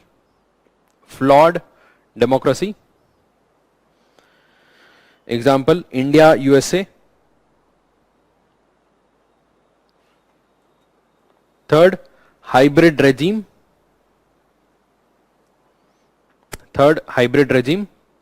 Example, Pakistan. Fourth, authoritarian regime. Authoritarian regime. Example, North Korea.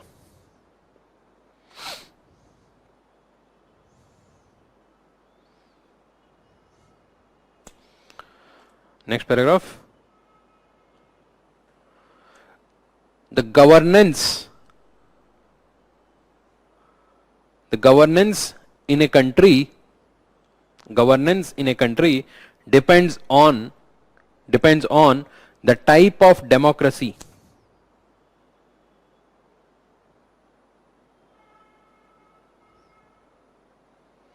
Depends on the type of democracy. That is democracy. ठीक है, let's take a short break. Indicators जरूरी नहीं है, मैं बता रहा हूं. It is not required. I just give you a few examples. उतना काफी है. ठीक है, where it is required, I'll tell you. That time you can remember. If you ask me these 10 indicators, मुझे भी याद नहीं है क्योंकि वो important नहीं है. It is not required to that you have to remember. इतना भी आपको इंटरेस्ट है तो प्लीज एक बार गूगल सर्च कर लेना, मिल जाएगा. ठीक है, let's take a short break and come back and will continue. So that was about democracy.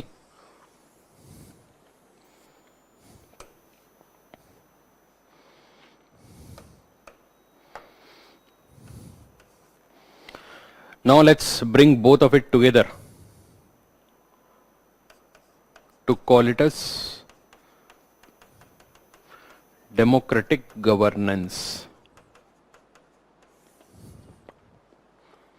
So we saw what is governance, we saw what is democracy. So दोनों साथ में होगा democratic governance. So what is democratic governance? It is a governance system. It is a governance system which functions as per democratic norms. Okay, which functions as per democratic norms, both internally as well as in its interaction with other organizations. इसका मतलब है whatever is the system which we have chosen or which is ruling us, that system should function democratically. That means there is no authoritarian rule, there is no rule of one person, there is no rule as per the wish of one person. The system is elected by the people. The system is made up of the people. If anyone wants to be part of the government, they should be allowed. At the same time, it should work for the benefit of people, right? So that is what we call as a democratic norm, the democratic principle, where everyone's say is respected. Everyone is given an equal chance to tell what exactly he wants or what exactly is his opinion. Everyone should be given that equal chance. That is what we call it as the democratic norms. And any governance system which is based on the democratic norms, in its own internal structure, in its own internal functioning, as well as in the way it interacts with other organizations. So that is what we call it as a democratic governance. Is that clear? So please write, what is democratic governance? It is a system of government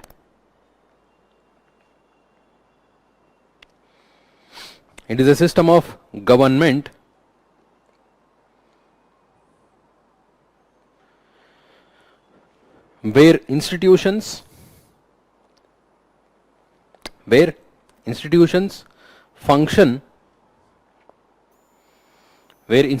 function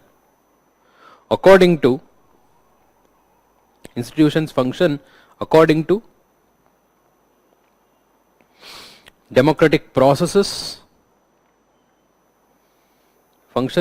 democratic processes, and norms, norms, both internally and in their interaction with other institutions.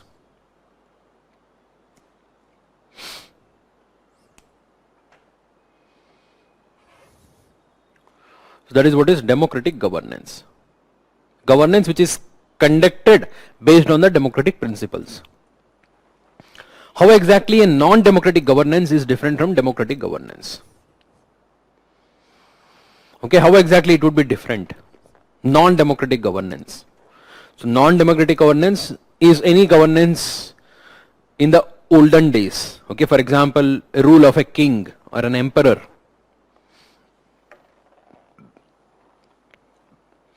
How exactly that non-democratic governance is different from the democratic governance, in what are the aspects? There are two major aspects. Of course, बहुत सारा है. Majorly क्या difference होगा दोनों में?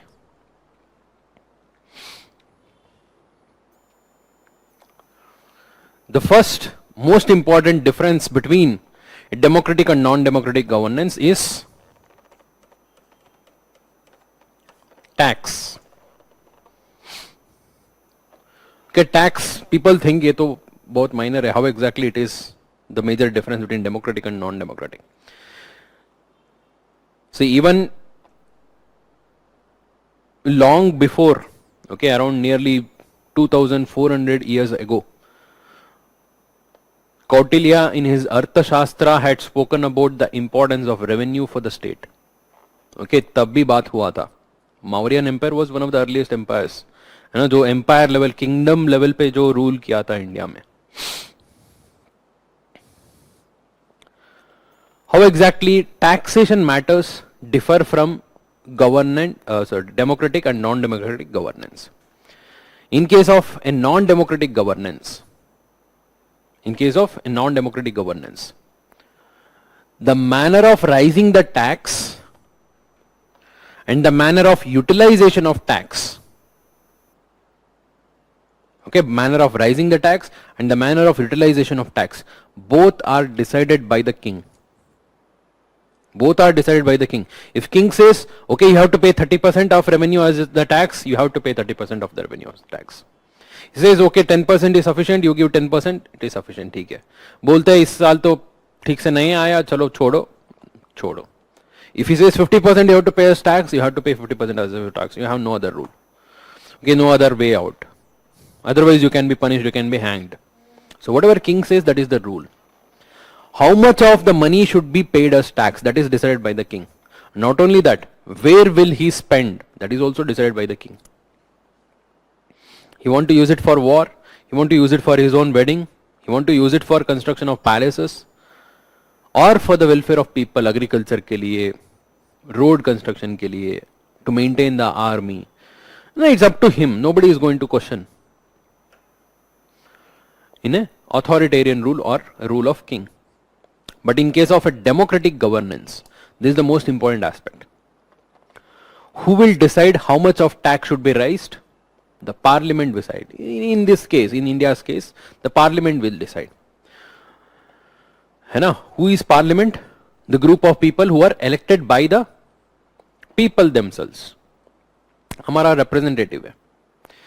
Okay, of course we cannot go and sit and discuss everyday affairs in parliament in a big country like this. So that's why we follow indirect democracy. Okay, there are different types of democracy, right? Direct democracy, indirect democracy. Direct democracy में क्या होगा? People will meet on daily basis, they will discuss, they will rule themselves. That is direct democracy. In modern day, this direct democracy is not possible, considering the size of the countries. Olden days, Greece, India's Mahajanapadas, they were the examples of direct democracy. People used to meet and discuss on daily basis, right?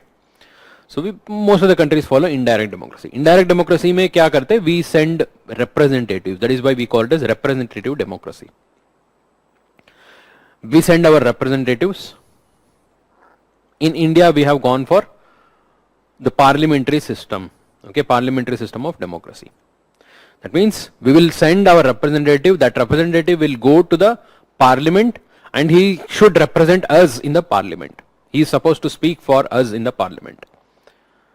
and a party which has got a majority of the members in the parliament, that will also form executive, that government it becomes. Okay, basically we are not only selecting the legislative branch, we are also selecting the executive branch, that is the temporary executive, not the permanent executive. ये सारा चीज तो आपने सुना होगा polity में, constitution में. So in case of a democratic governance, how much of tax should be raised and where exactly the tax should be spent is decided by the democratic governance, that is through people. People's consent is taken for that, and without their consent they are not going to impose any kind of tax arbitrarily. Neither they are going to spend that money arbitrarily. They need the consent of people. Do we have that system in India? Yes. Without the consent of parliament, you cannot raise the tax. इसलिए we have the system of budget. Every year, whatever the new tax proposals are there, that has to be passed in the parliament. Parliament have passed किया, that means it has taken the consent of people, right?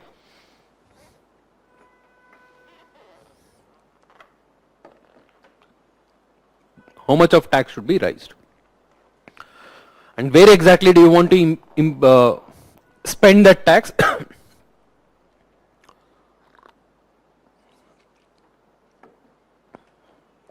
Where do you want to spend that tax?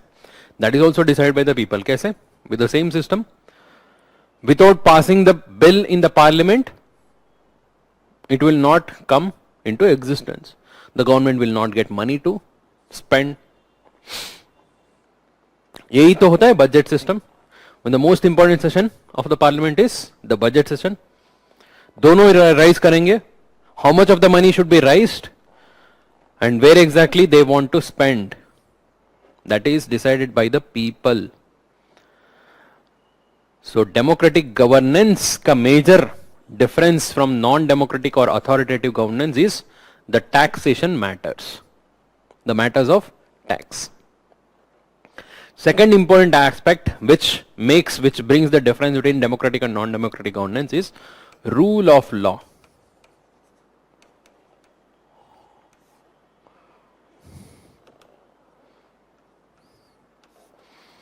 Rule of law.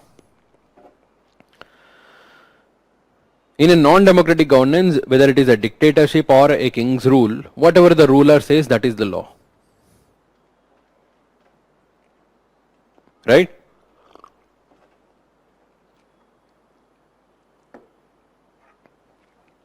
But in a democratic system, there is a rule of law.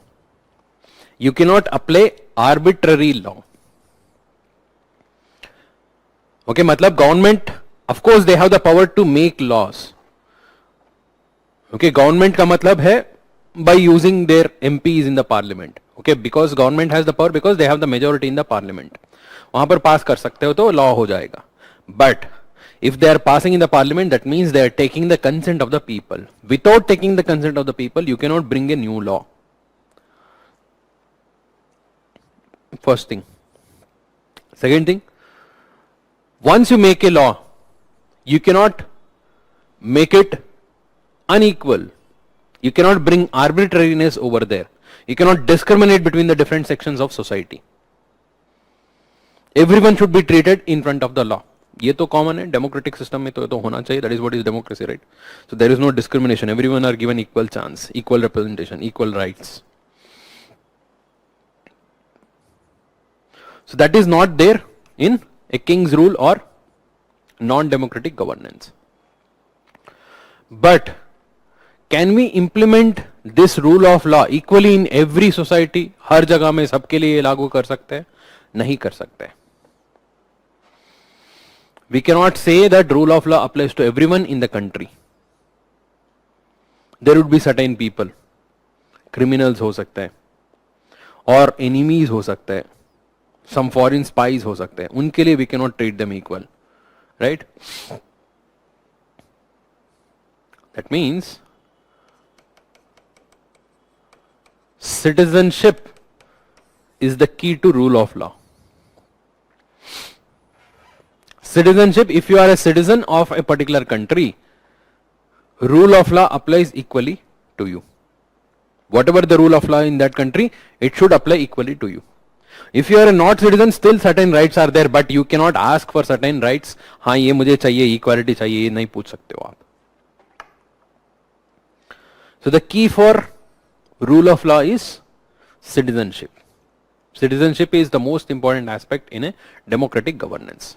How can you assert, ठीक है मेरा भी एक right है, मेरा भी हक है, so even I have some view, some opinion, so you should listen to me, the government should listen to me. कैसे? How can you say so? You can say so only if you are a citizen of this particular country. So citizenship is the key to democratic governance. Whoever is the citizen, everyone are treated equally. Everyone are equal in front of that particular law. And if you are a citizen, you have the right to select your representative or even become a representative. वहां पर भी citizenship चाहिए. Everywhere. For rule of law, for equality, even for taxation measures, the entire democratic system is based on the citizenship. So that's why Hannah Arendt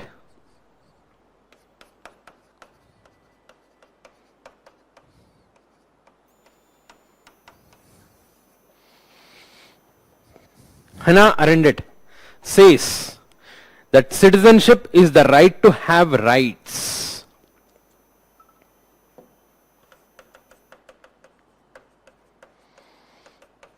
Citizenship is the right to have rights. ये बहुत जरूरी है democracy में. Citizenship is actually the key for democracy. You don't have citizenship, you cannot ask for equality, you cannot ask for democracy.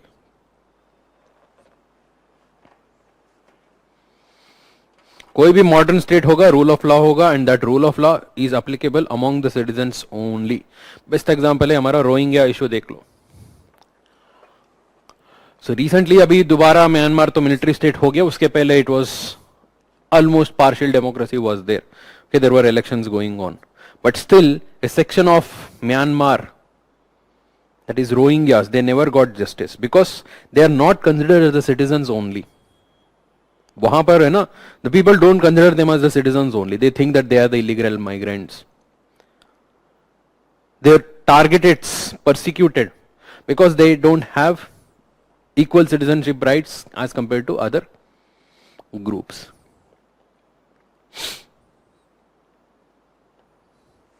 Right? So that is democratic governance.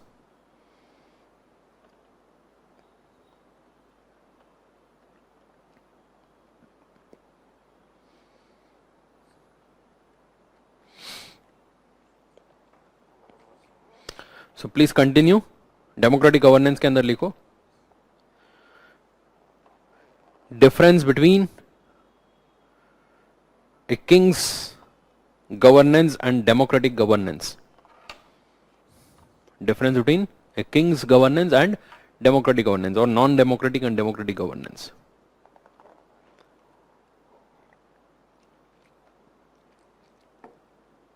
Okay, first point. Right to decide. Right to decide the taxation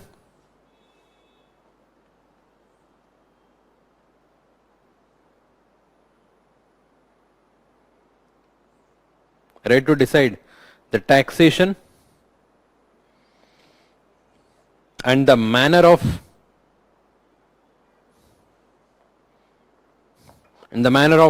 spending the taxpayers' money or tax money, the manner of spending the tax money.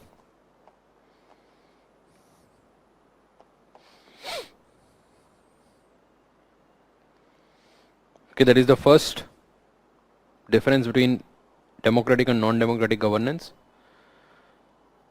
The manner of spending the taxpayers' money. Stop. In a democratic governance,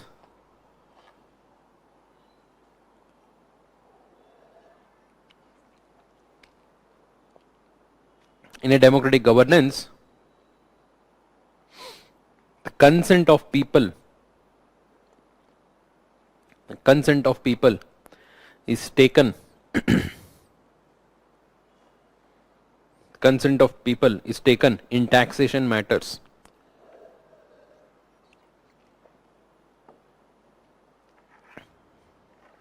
Example, consent of people is taken in taxation matters. Example,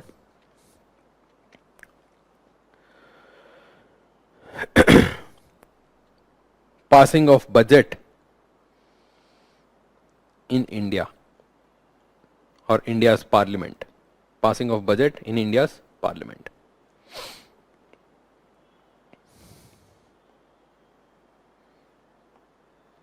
Second one, the second major difference is rule of law. Rule of law, which provides for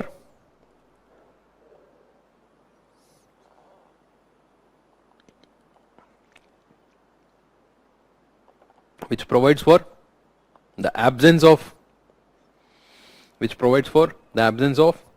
arbitrary laws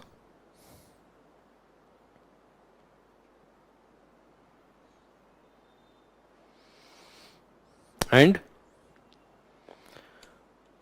equality before the law. Equality before law. Equality before law.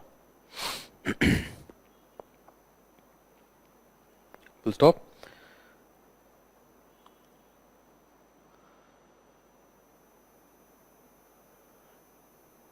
In order to ensure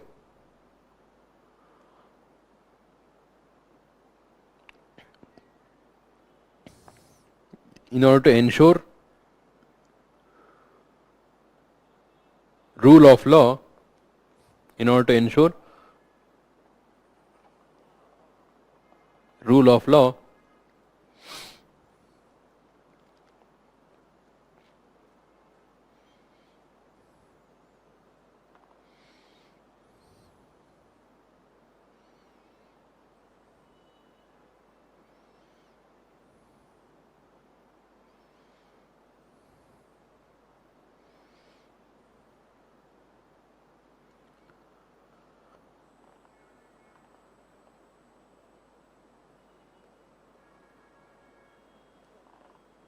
a democratic governance shall be fully implemented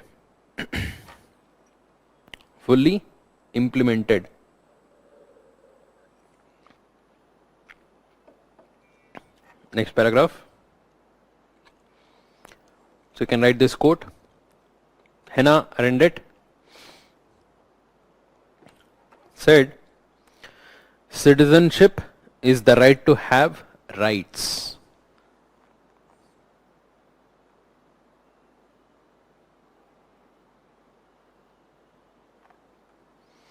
Citizenship is the right to have rights.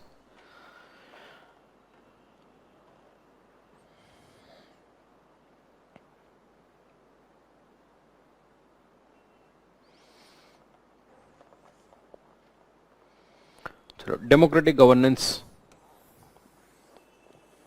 के बारे में you have got sufficient idea.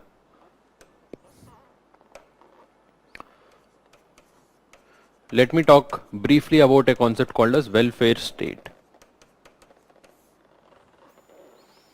Welfare state.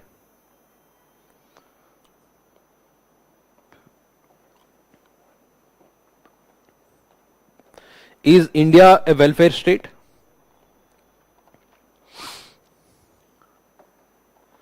Which provision of the Indian Constitution says that India is a welfare state? If it is so,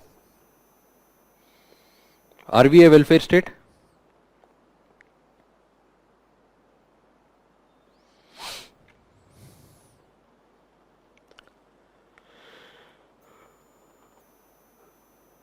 If it is so, why? Yes, very good, Prashant. It's mentioned in DPSP. The entire idea of DPSP is based on welfare state. So now tell me, what is a welfare state? Please define welfare state.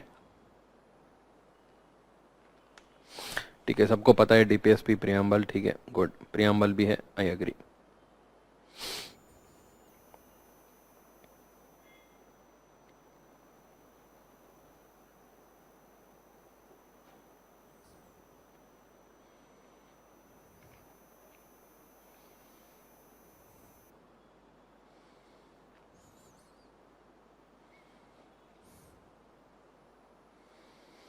What is welfare state? Can somebody define welfare state?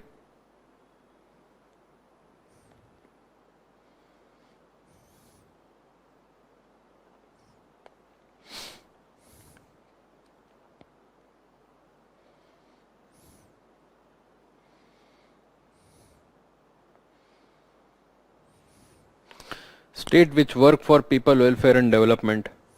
Achha. So do we have any other states which do not work for people welfare and development? सबको तो काम करना ही है. What is the difference with welfare state then?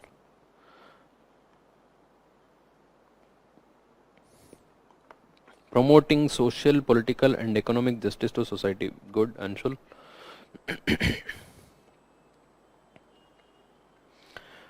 Resources of the country should be distributed equally to the citizens of country is not totally welfare state. Okay, Pushpendra. So welfare state का concept थोड़ा सा अलग है. It's not about the equitable distribution of resources. That is one of the ideas within welfare state, but वो अलग है. What is welfare state is different.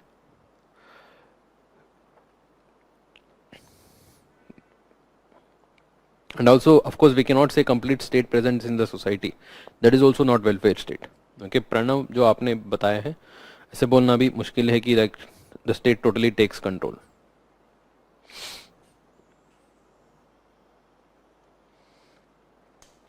Gandhian state is welfare state, ठीक है? So please define welfare state.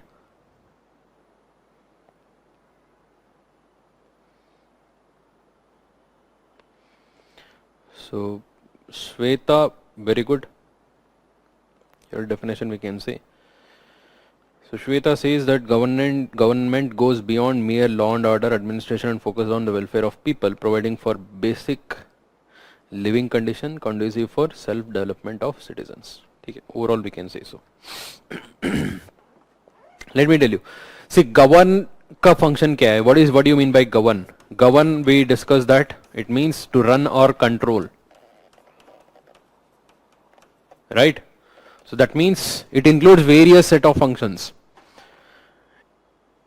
On one end, we can limit the role of government just to ensure that there is some kind of rule in the system. I'll just provide the safety, security. जो भी गलत किया उसको पकड़ के punish करूंगा. I'll ensure that there are no wrongs here, there are no criminals, there are no terrorism. I'll provide security to you. I'll make sure that there is some kind of rule in the system, basic rule in the system. बाकी सारा अपने आप देखना पड़ेगा. I'll provide equality of opportunity. मतलब सब कर सकते हो, काम कर सकते हो. I'll ensure that there is no discrimination. Just because you are belonging to some kind of particular group or community, you are discriminated. ऐसा नहीं करूँगा. सबके लिए equal opportunity है. That is the basic functioning of government. To ensure there is some kind of rules, regulations, security and stability in the system. Okay. So that system we call it as capitalism. Of course, capitalism is not defined by that, but that is how the capitalism work. Pure capitalism just says that the government will not interfere in the activities of the market. Market का activity में interfere नहीं करेगा. It just ensure that there is some kind of stability in the country. Security होगा, basic rules regulation होगा, जो भी criminal है उसको पकड़ के punishment करेंगे, उसको अंदर डालेंगे. Otherwise there is a equality of opportunity. जिसको जो करना है कर सकते हैं as per the rules and regulation. Basic rules and regulations are set. So it is free. जिसके पास पैसा है वो business setup करेगा, वो पैसा कमाएगा. जिसके पास पैसा नहीं है वो ऐसा ही रहेगा. It's up to them. So that is what is capitalism. The basic minimum interference of the government. On the other hand, take the example of erstwhile Soviet Union. Erstwhile Soviet Union, which had the system of communism. What is communism? Communalism nahi hai, communism hai. Communism basically says that the state controls everything. It will not only set the basic rules and regulations in the country, it will also say what to do, what not to do in the country. What to produce, what not to produce, how much to produce, in how much quantity to produce, in what rate you have to sell this. Everything is decided by the government. Government will control the entire market area. किसके पास कितना पैसा होना चाहिए, किसके पास कितना नहीं होना चाहिए. Everything is decided by the state. That is what is communism. Welfare state comes between. The concept of welfare state comes between. Welfare state is a system where the government is not only ensuring the basic rules and regulations in the country, it will also do something little extra. But that extra is not that much key, it is doing everything. It is not going to both the extremes. It is not going to both the extremes. It is not having a bare minimum presence. It is not having a complete presence. It is in between. In between में क्या होगा? पहले तो basic rules and regulation होगा. Otherwise, other than that, the government accepts that there is a section within the society who are inherently backward, who are at a disadvantaged position naturally. Okay, naturally they are at a disadvantaged position. If the government doesn't do proactively for them, they will anyway be backward only and they will not be able to come up by themselves. They need some kind of hand holding support. इसलिए government बोलते हैं चलो let me provide certain basic things, है ना. In a capitalistic society, it is assumed that by providing equality, he will be able to come up by himself. But it is not completely true. Particularly in a country like India. जिसके पास पैसा है, उसके पैसे के साथ में opportunities भी ज्यादा आता है. He will get more influence. He will have ease of access to resources. जिसके पास कम पैसा है, उसको पता भी नहीं चलता कैसे बिजनेस करना है. Right? He doesn't know, he does not even know about the opportunities. So it is not just about the presence or absence of money. So इसलिए चाहिए यहां पर एजुकेशन. तो उसको एजुकेट करो थोड़ा सा. Provide him some skills so that he will know about how can he earn money. The government is not saying that I will suppress him, I will bring him up, इसको सबको equal कर देंगे, नहीं. At least I will do something for them. Basic education, basic health facilities. Okay, थोड़ा सा जिनको बहुत जरूरी है उनके लिए थोड़ा सा खाना भी दे देंगे. Public distribution system. Very basic things the government will interfere in order to ensure there is availability of certain basic aspects in the society. So that is what we call it as the proactive involvement of the government in order to ensure at least certain basic amenities in the society. So that whoever there in the backward section, whoever are inherently backward, they get an equal opportunity, which might in the long run result in equitable distribution of resources. Here the government is taking the responsibility for the citizen. In the long run everyone should benefit. That is the overall idea. हम ऐसे ही नहीं छोड़ सकते, ठीक है सब अपने आप ऊपर आएंगे, सब अपने आप कमाएंगे. And we have seen that that system has failed. Even USA has accepted this through Great Depression. Before 1930 Great Depression, USA was totally, almost completely capitalist. Not only USA, many of the countries of European countries, European region. They all saw that that system failed. Even they started to interfere by providing certain basic amenities after the Great Depression. Right? So all over the world the government has accepted. Even we have seen that the communism system has also failed. Soviet Union has failed, disintegrated. If the government starts to control everything, there is no incentive for the people to work. Right? There is no freedom, there is no liberty.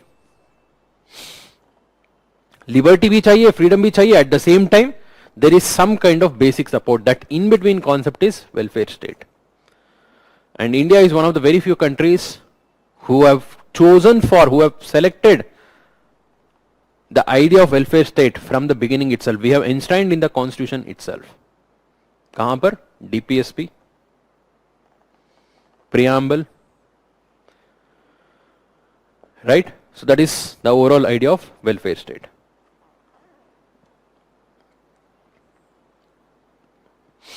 Is that clear? So please write.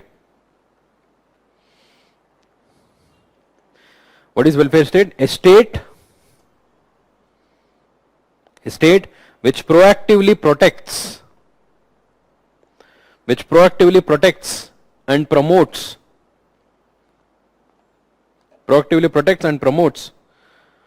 the economic and social well-being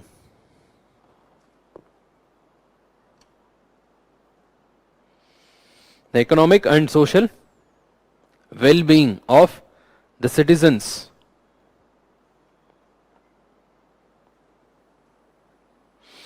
Stop. It is based on the principle of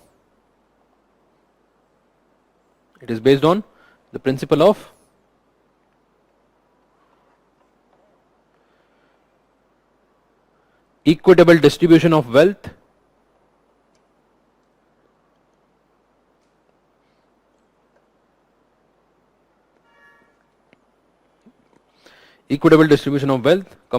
equal opportunity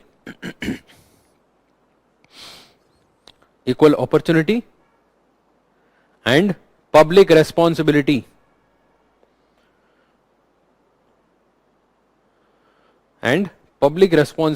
for citizens.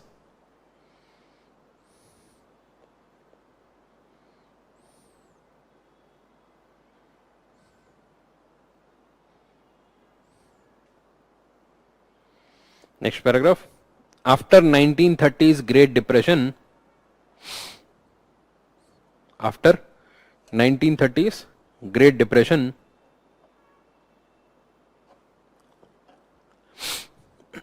European countries and USA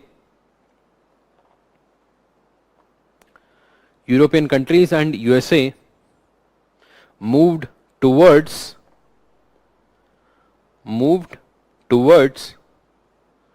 the concept of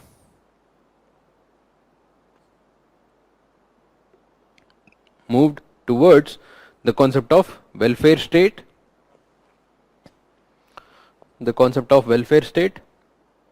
which was found to be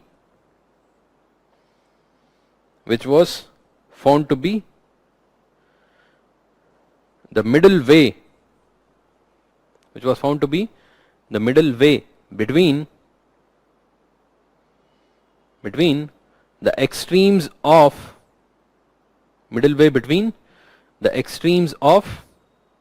communism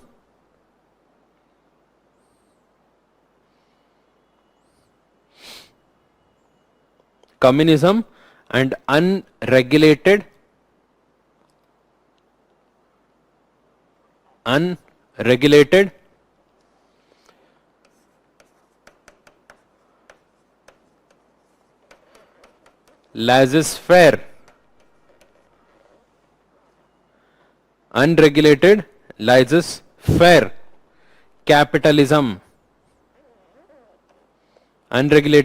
laissez-faire capitalism. What do you mean by laissez-faire? It means free market.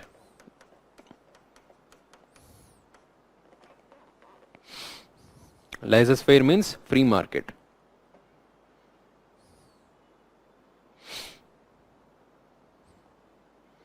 Next paragraph.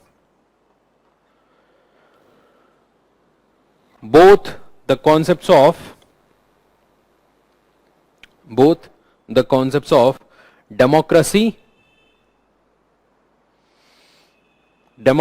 and welfare state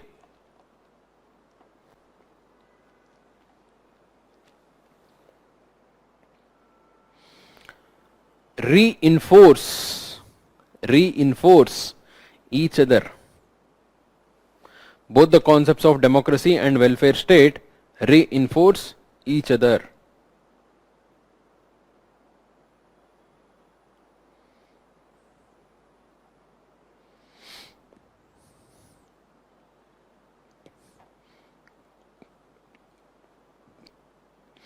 जो last sentence आपने अभी लिखा है उसका मतलब क्या है?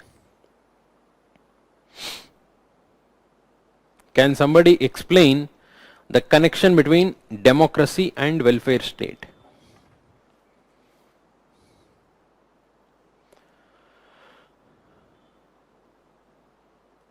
What is the connection between democracy and welfare state?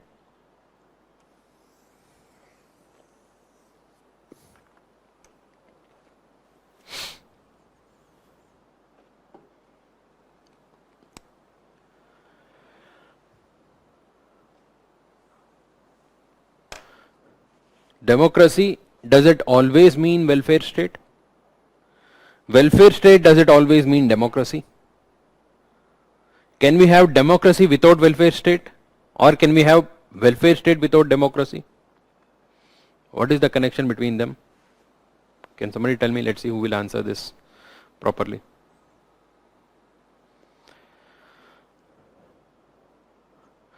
Without democracy, there can't be welfare state. Welfare is not possible without democracy.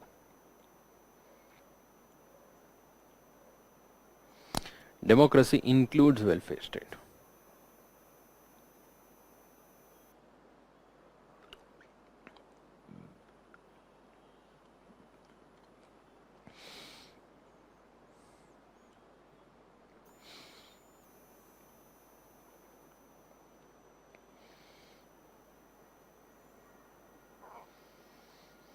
Can we have democracy without welfare state?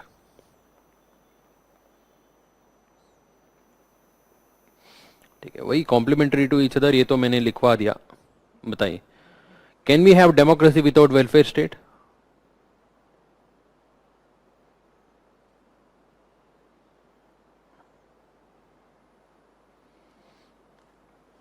दोनों एक दूसरे के बिना अधूरा है. गुड. अधूरा है बट पूरा खाली है.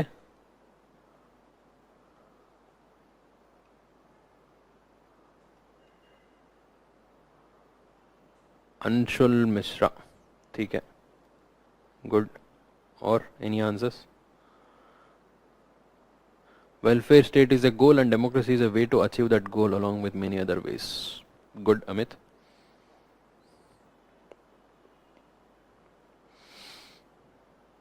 Sameem. Can we have democracy without welfare state? Any examples for democracy without welfare state? Welfare state, बताइए. Some of you are saying yes, some of you are saying no. If you are saying yes, you give me an answer.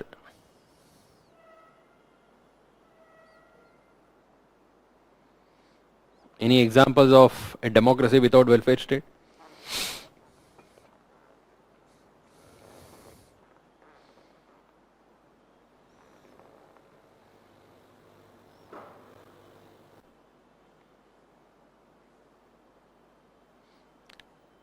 China is not a democracy.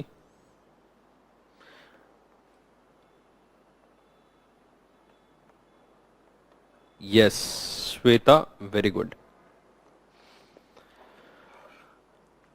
अभी तो बताया था, I have just said sometime before. USA before 1930 is the example of democracy without welfare state. USA is the oldest democracy, है ना? It got the freedom long back. That time, since that time itself, it was democracy.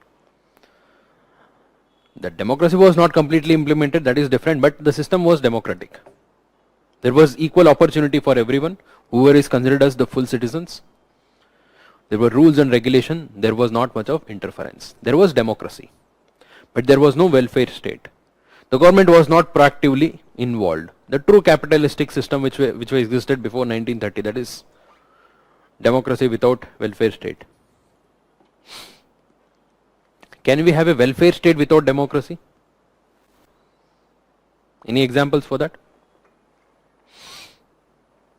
Any welfare state without democracy?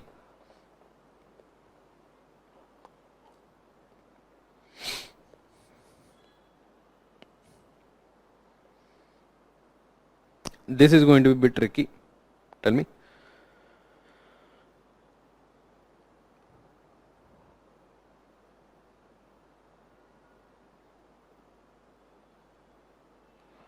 Arab is not a welfare state. China is also not a welfare state.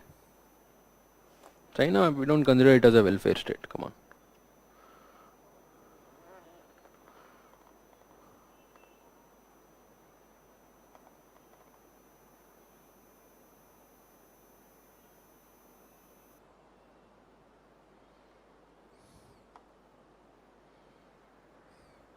Yes. Good Vaibhav. Philanthropist kings. Yes. Ram Rajya. Ram Rajya was, we're not sure whether it was a history or epic. Say, best example, Akbar, Ashoka, Krishna Deva Raya. So all of these are examples of welfare state without democracy. China, we cannot say it is completely welfare state. We cannot say there is so much of human right violation. And of course there is no democracy, there is no welfare state completely over there. China ka alag hi case hai. And so is Arab countries. Okay, so communism to some extent it involves the concept of welfare state, but theek hai. So it is not completely welfare state. The idea of welfare state is to proactively work for the people, for the welfare of people, right? So the earlier kings, the good kings, so-called good kings, whether it is Akbar or Ashoka or Chandragupta Maurya or the great Krishna Deva Raya, the so-called good kings, they all were the examples of welfare state, but there was no democracy. Is that clear? Abhi to clear hai? We can have a welfare state without democracy and we can have democracy without welfare state. Possible hai. But still, in order to ensure the existence of each other, we need the support of each other. We can have a democracy without welfare state, but that democracy is not complete. Democracy is considered to be complete if everyone is getting an equal opportunity, everyone are getting that environment to grow. Still there is so much of inequality, some section were not able to grow by themselves. So what about them? So democracy is not being completely implemented. So there you need the concept of welfare state. So that welfare state helps in implementing the idea of democracy completely, right? There was a free market, capitalistic market before 1930, but even though USA was a democratic in nature, the true democracy, the spirit of democracy was not completely implemented. There was a huge section of society who were always backward, and there was a growing inequality in the society. That is not true democracy, right? So you need welfare state in order to ensure the implementation of democracy. At the same time, you need democracy to ensure the implementation of welfare state. There might be a good kings in the history who are good by their nature, by their character, so they were able to implement a welfare state. But that was not guaranteed. Once he died, the next king came, he did not ensure there is a welfare state. So welfare state rahega, na rahega. Who will guarantee that? Democracy will guarantee that. Okay, if there is a democratic system, it can ensure the existence of welfare state. People will choose. If you are not working for the people, you will be thrown out, right? So both reinforce each other. That is the meaning of the last statement.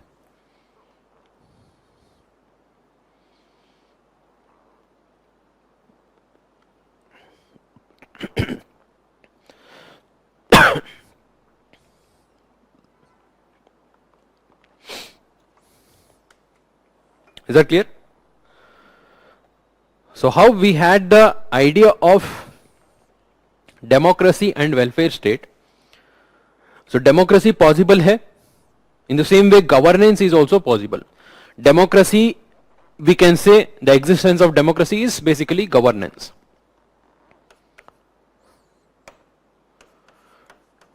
Okay, we can equate democracy to governance. and welfare state to the idea of good governance. The difference between democracy and welfare state, दोनों में क्या difference है? वही difference है governance and good governance में.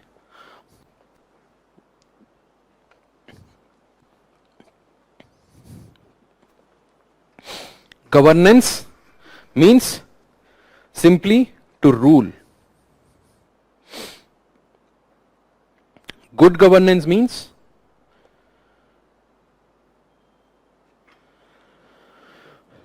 the positive attributes of the rule.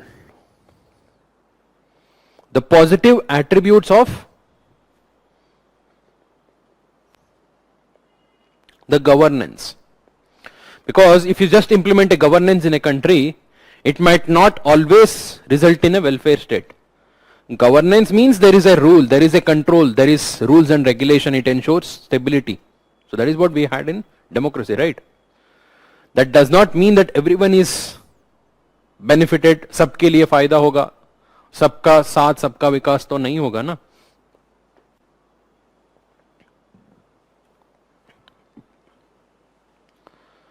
We need good governance.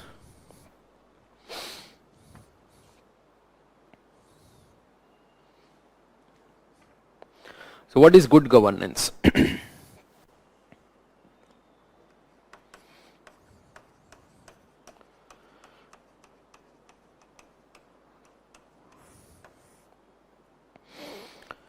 Governance includes both positive aspects as well as negative aspects. Governance includes both positive as well as negative aspects. Negative aspects क्या हो सकते हैं? What is the negative aspect of governance? Governance के वजह से क्या क्या negative हो सकते हैं बताइए.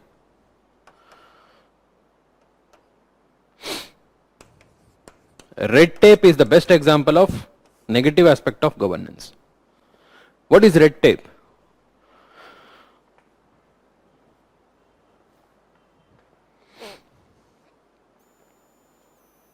To stop someone, है ना? To slow down the process, saying ये rule है, इस system है, इसको ऐसे ही चलाना है, हम आपके लिए fast नहीं कर सकते हैं. That is what is red tape, right? So why there is red tape? Because that is required for the system.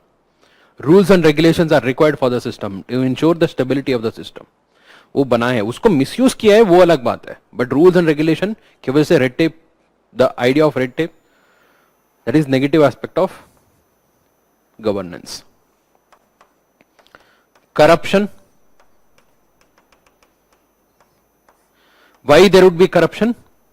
Because you need to have some discretionary power for the people who are in authority. Discretionary power तो थोड़ा सा तो होना चाहिए ना, to take the decision as per the need of the time, and they misuse it for corruption. Secrecy. Secrecy भी चाहिए. You cannot give the information within the system to very easily to everyone. वो misuse कर सकते हैं, बहुत लोग misuse कर सकते हैं, है ना?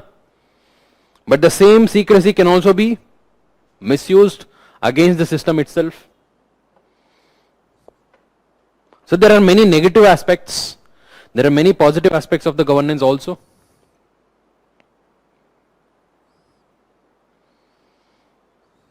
For example, transparency,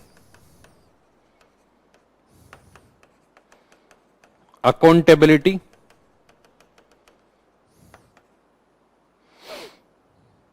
rule of law,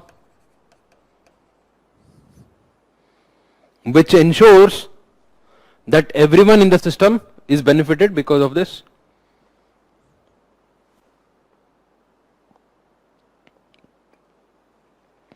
So if we take governance by itself, it is a neutral term. It includes both positive as well as negative aspects. ये तो by default आएगा, इसके साथ में आएगा.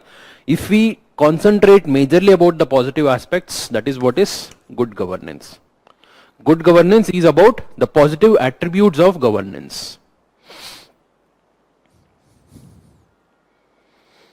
Overall, good governance ensures that there is a conducive environment for the full utilization of any individual's potential. There is a conducive environment for the growth of every individual. Okay, that means providing a basic education, basic health facilities, so that you realize what are your rights and you use your rights to your full benefit.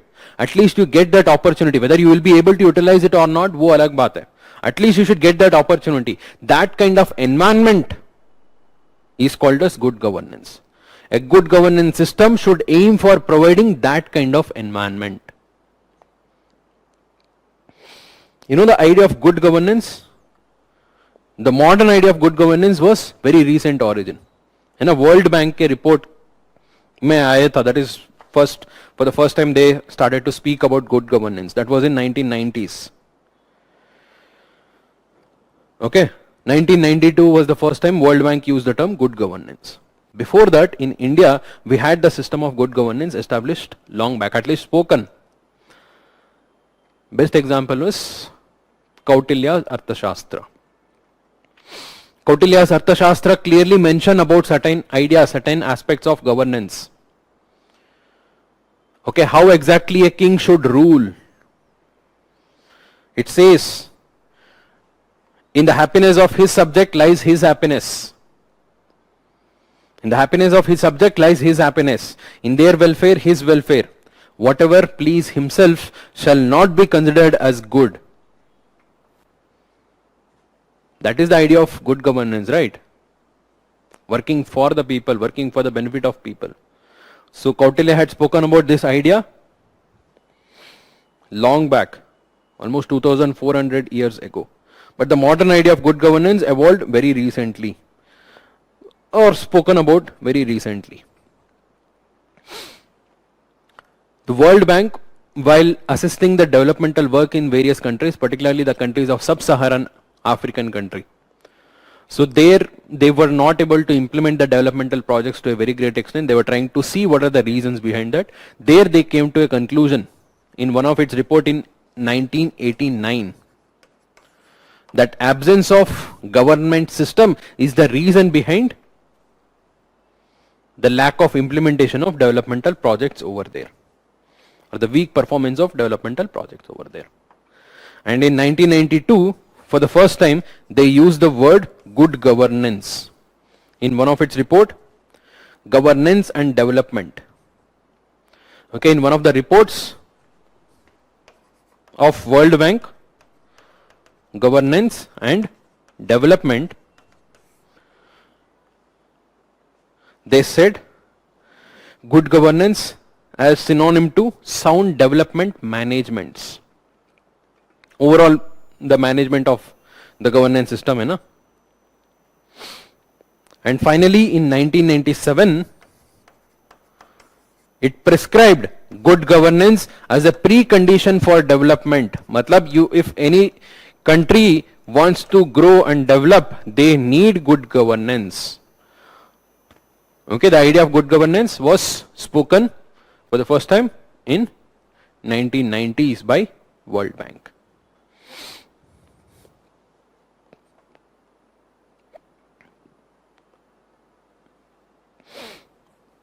Overall, good governance is basically to establish that particular environment which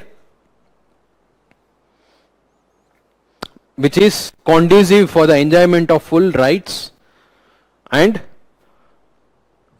to grow to one's full potential. That is what is good governance. Any system of good governance should have these 8 characteristics. These are the 8 essential characteristics of a system of good governance.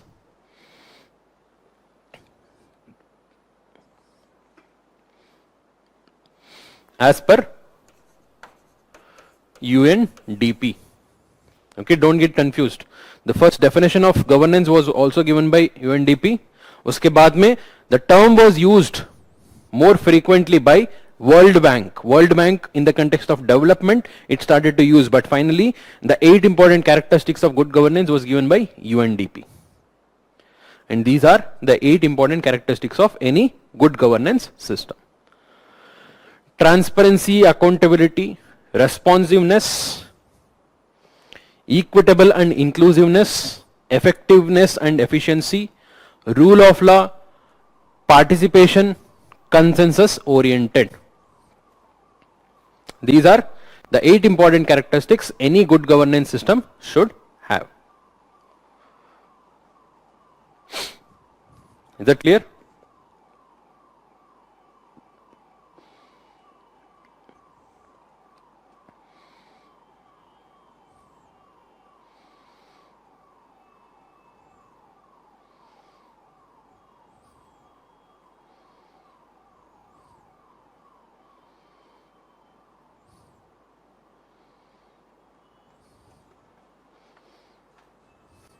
So please write good governance. Governance by itself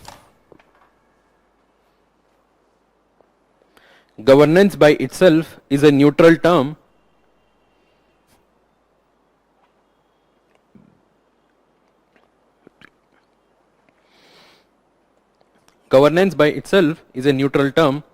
while good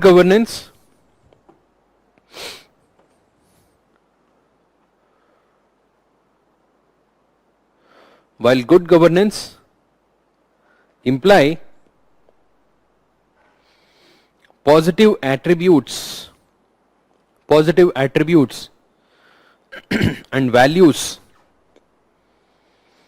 associated with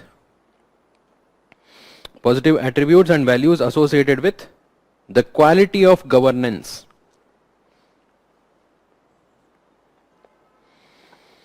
Governance itself is a neutral term, while good governance imply positive attributes and values associated with the quality of governance. Next paragraph. Good governance is linked to an enabling environment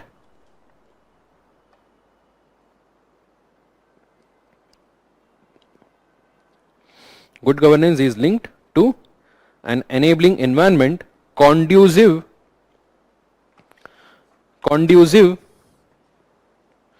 to the enjoyment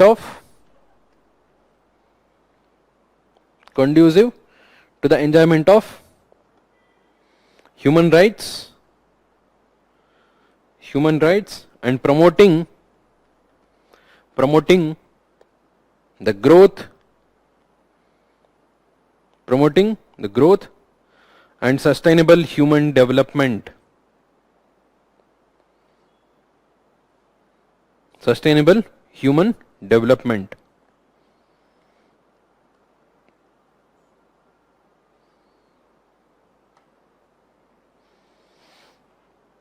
Next paragraph.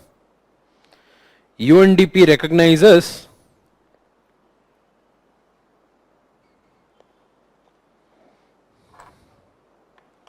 recognizes eight core characteristics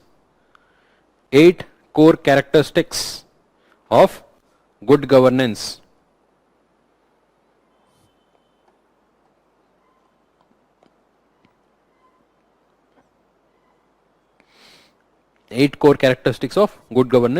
And please write this.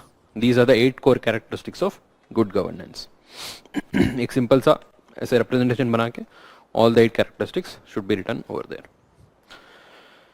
In the next class, we'll discuss each of these characteristics individually. उसका मतलब क्या है, what is its application, what is the role, उसका क्या significance है, ये सारा चीज के बारे में हम डिटेल में बात करेंगे. So any doubts about whatever we have discussed today? So today we started with the basic idea of governance. What is governance? What is democracy? What is democratic governance? the idea of welfare state, and finally good governance. तो अभी बताइए, any doubts?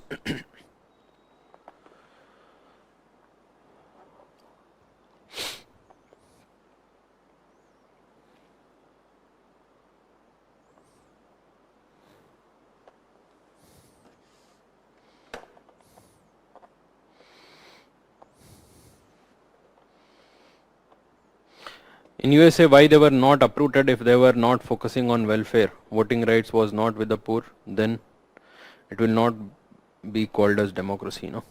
Democracy, yeah, see, the system of democracy was there. Why? That democracy was not totally implemented.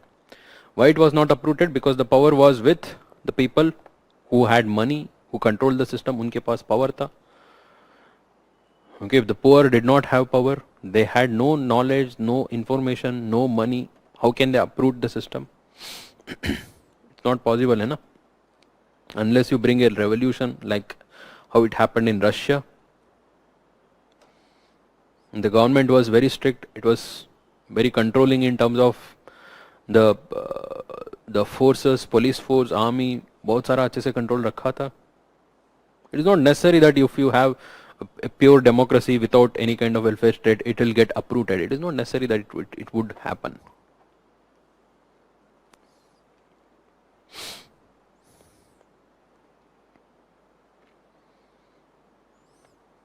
Right? So let's stop here. In the next class, we'll talk about the different parameters, the different 8 core characteristics of good governance individually. You know, so in the context of India, as well as the basic idea, as well as the context of India, we'll talk about it. Okay? So see you all in the next class. Thank you very much.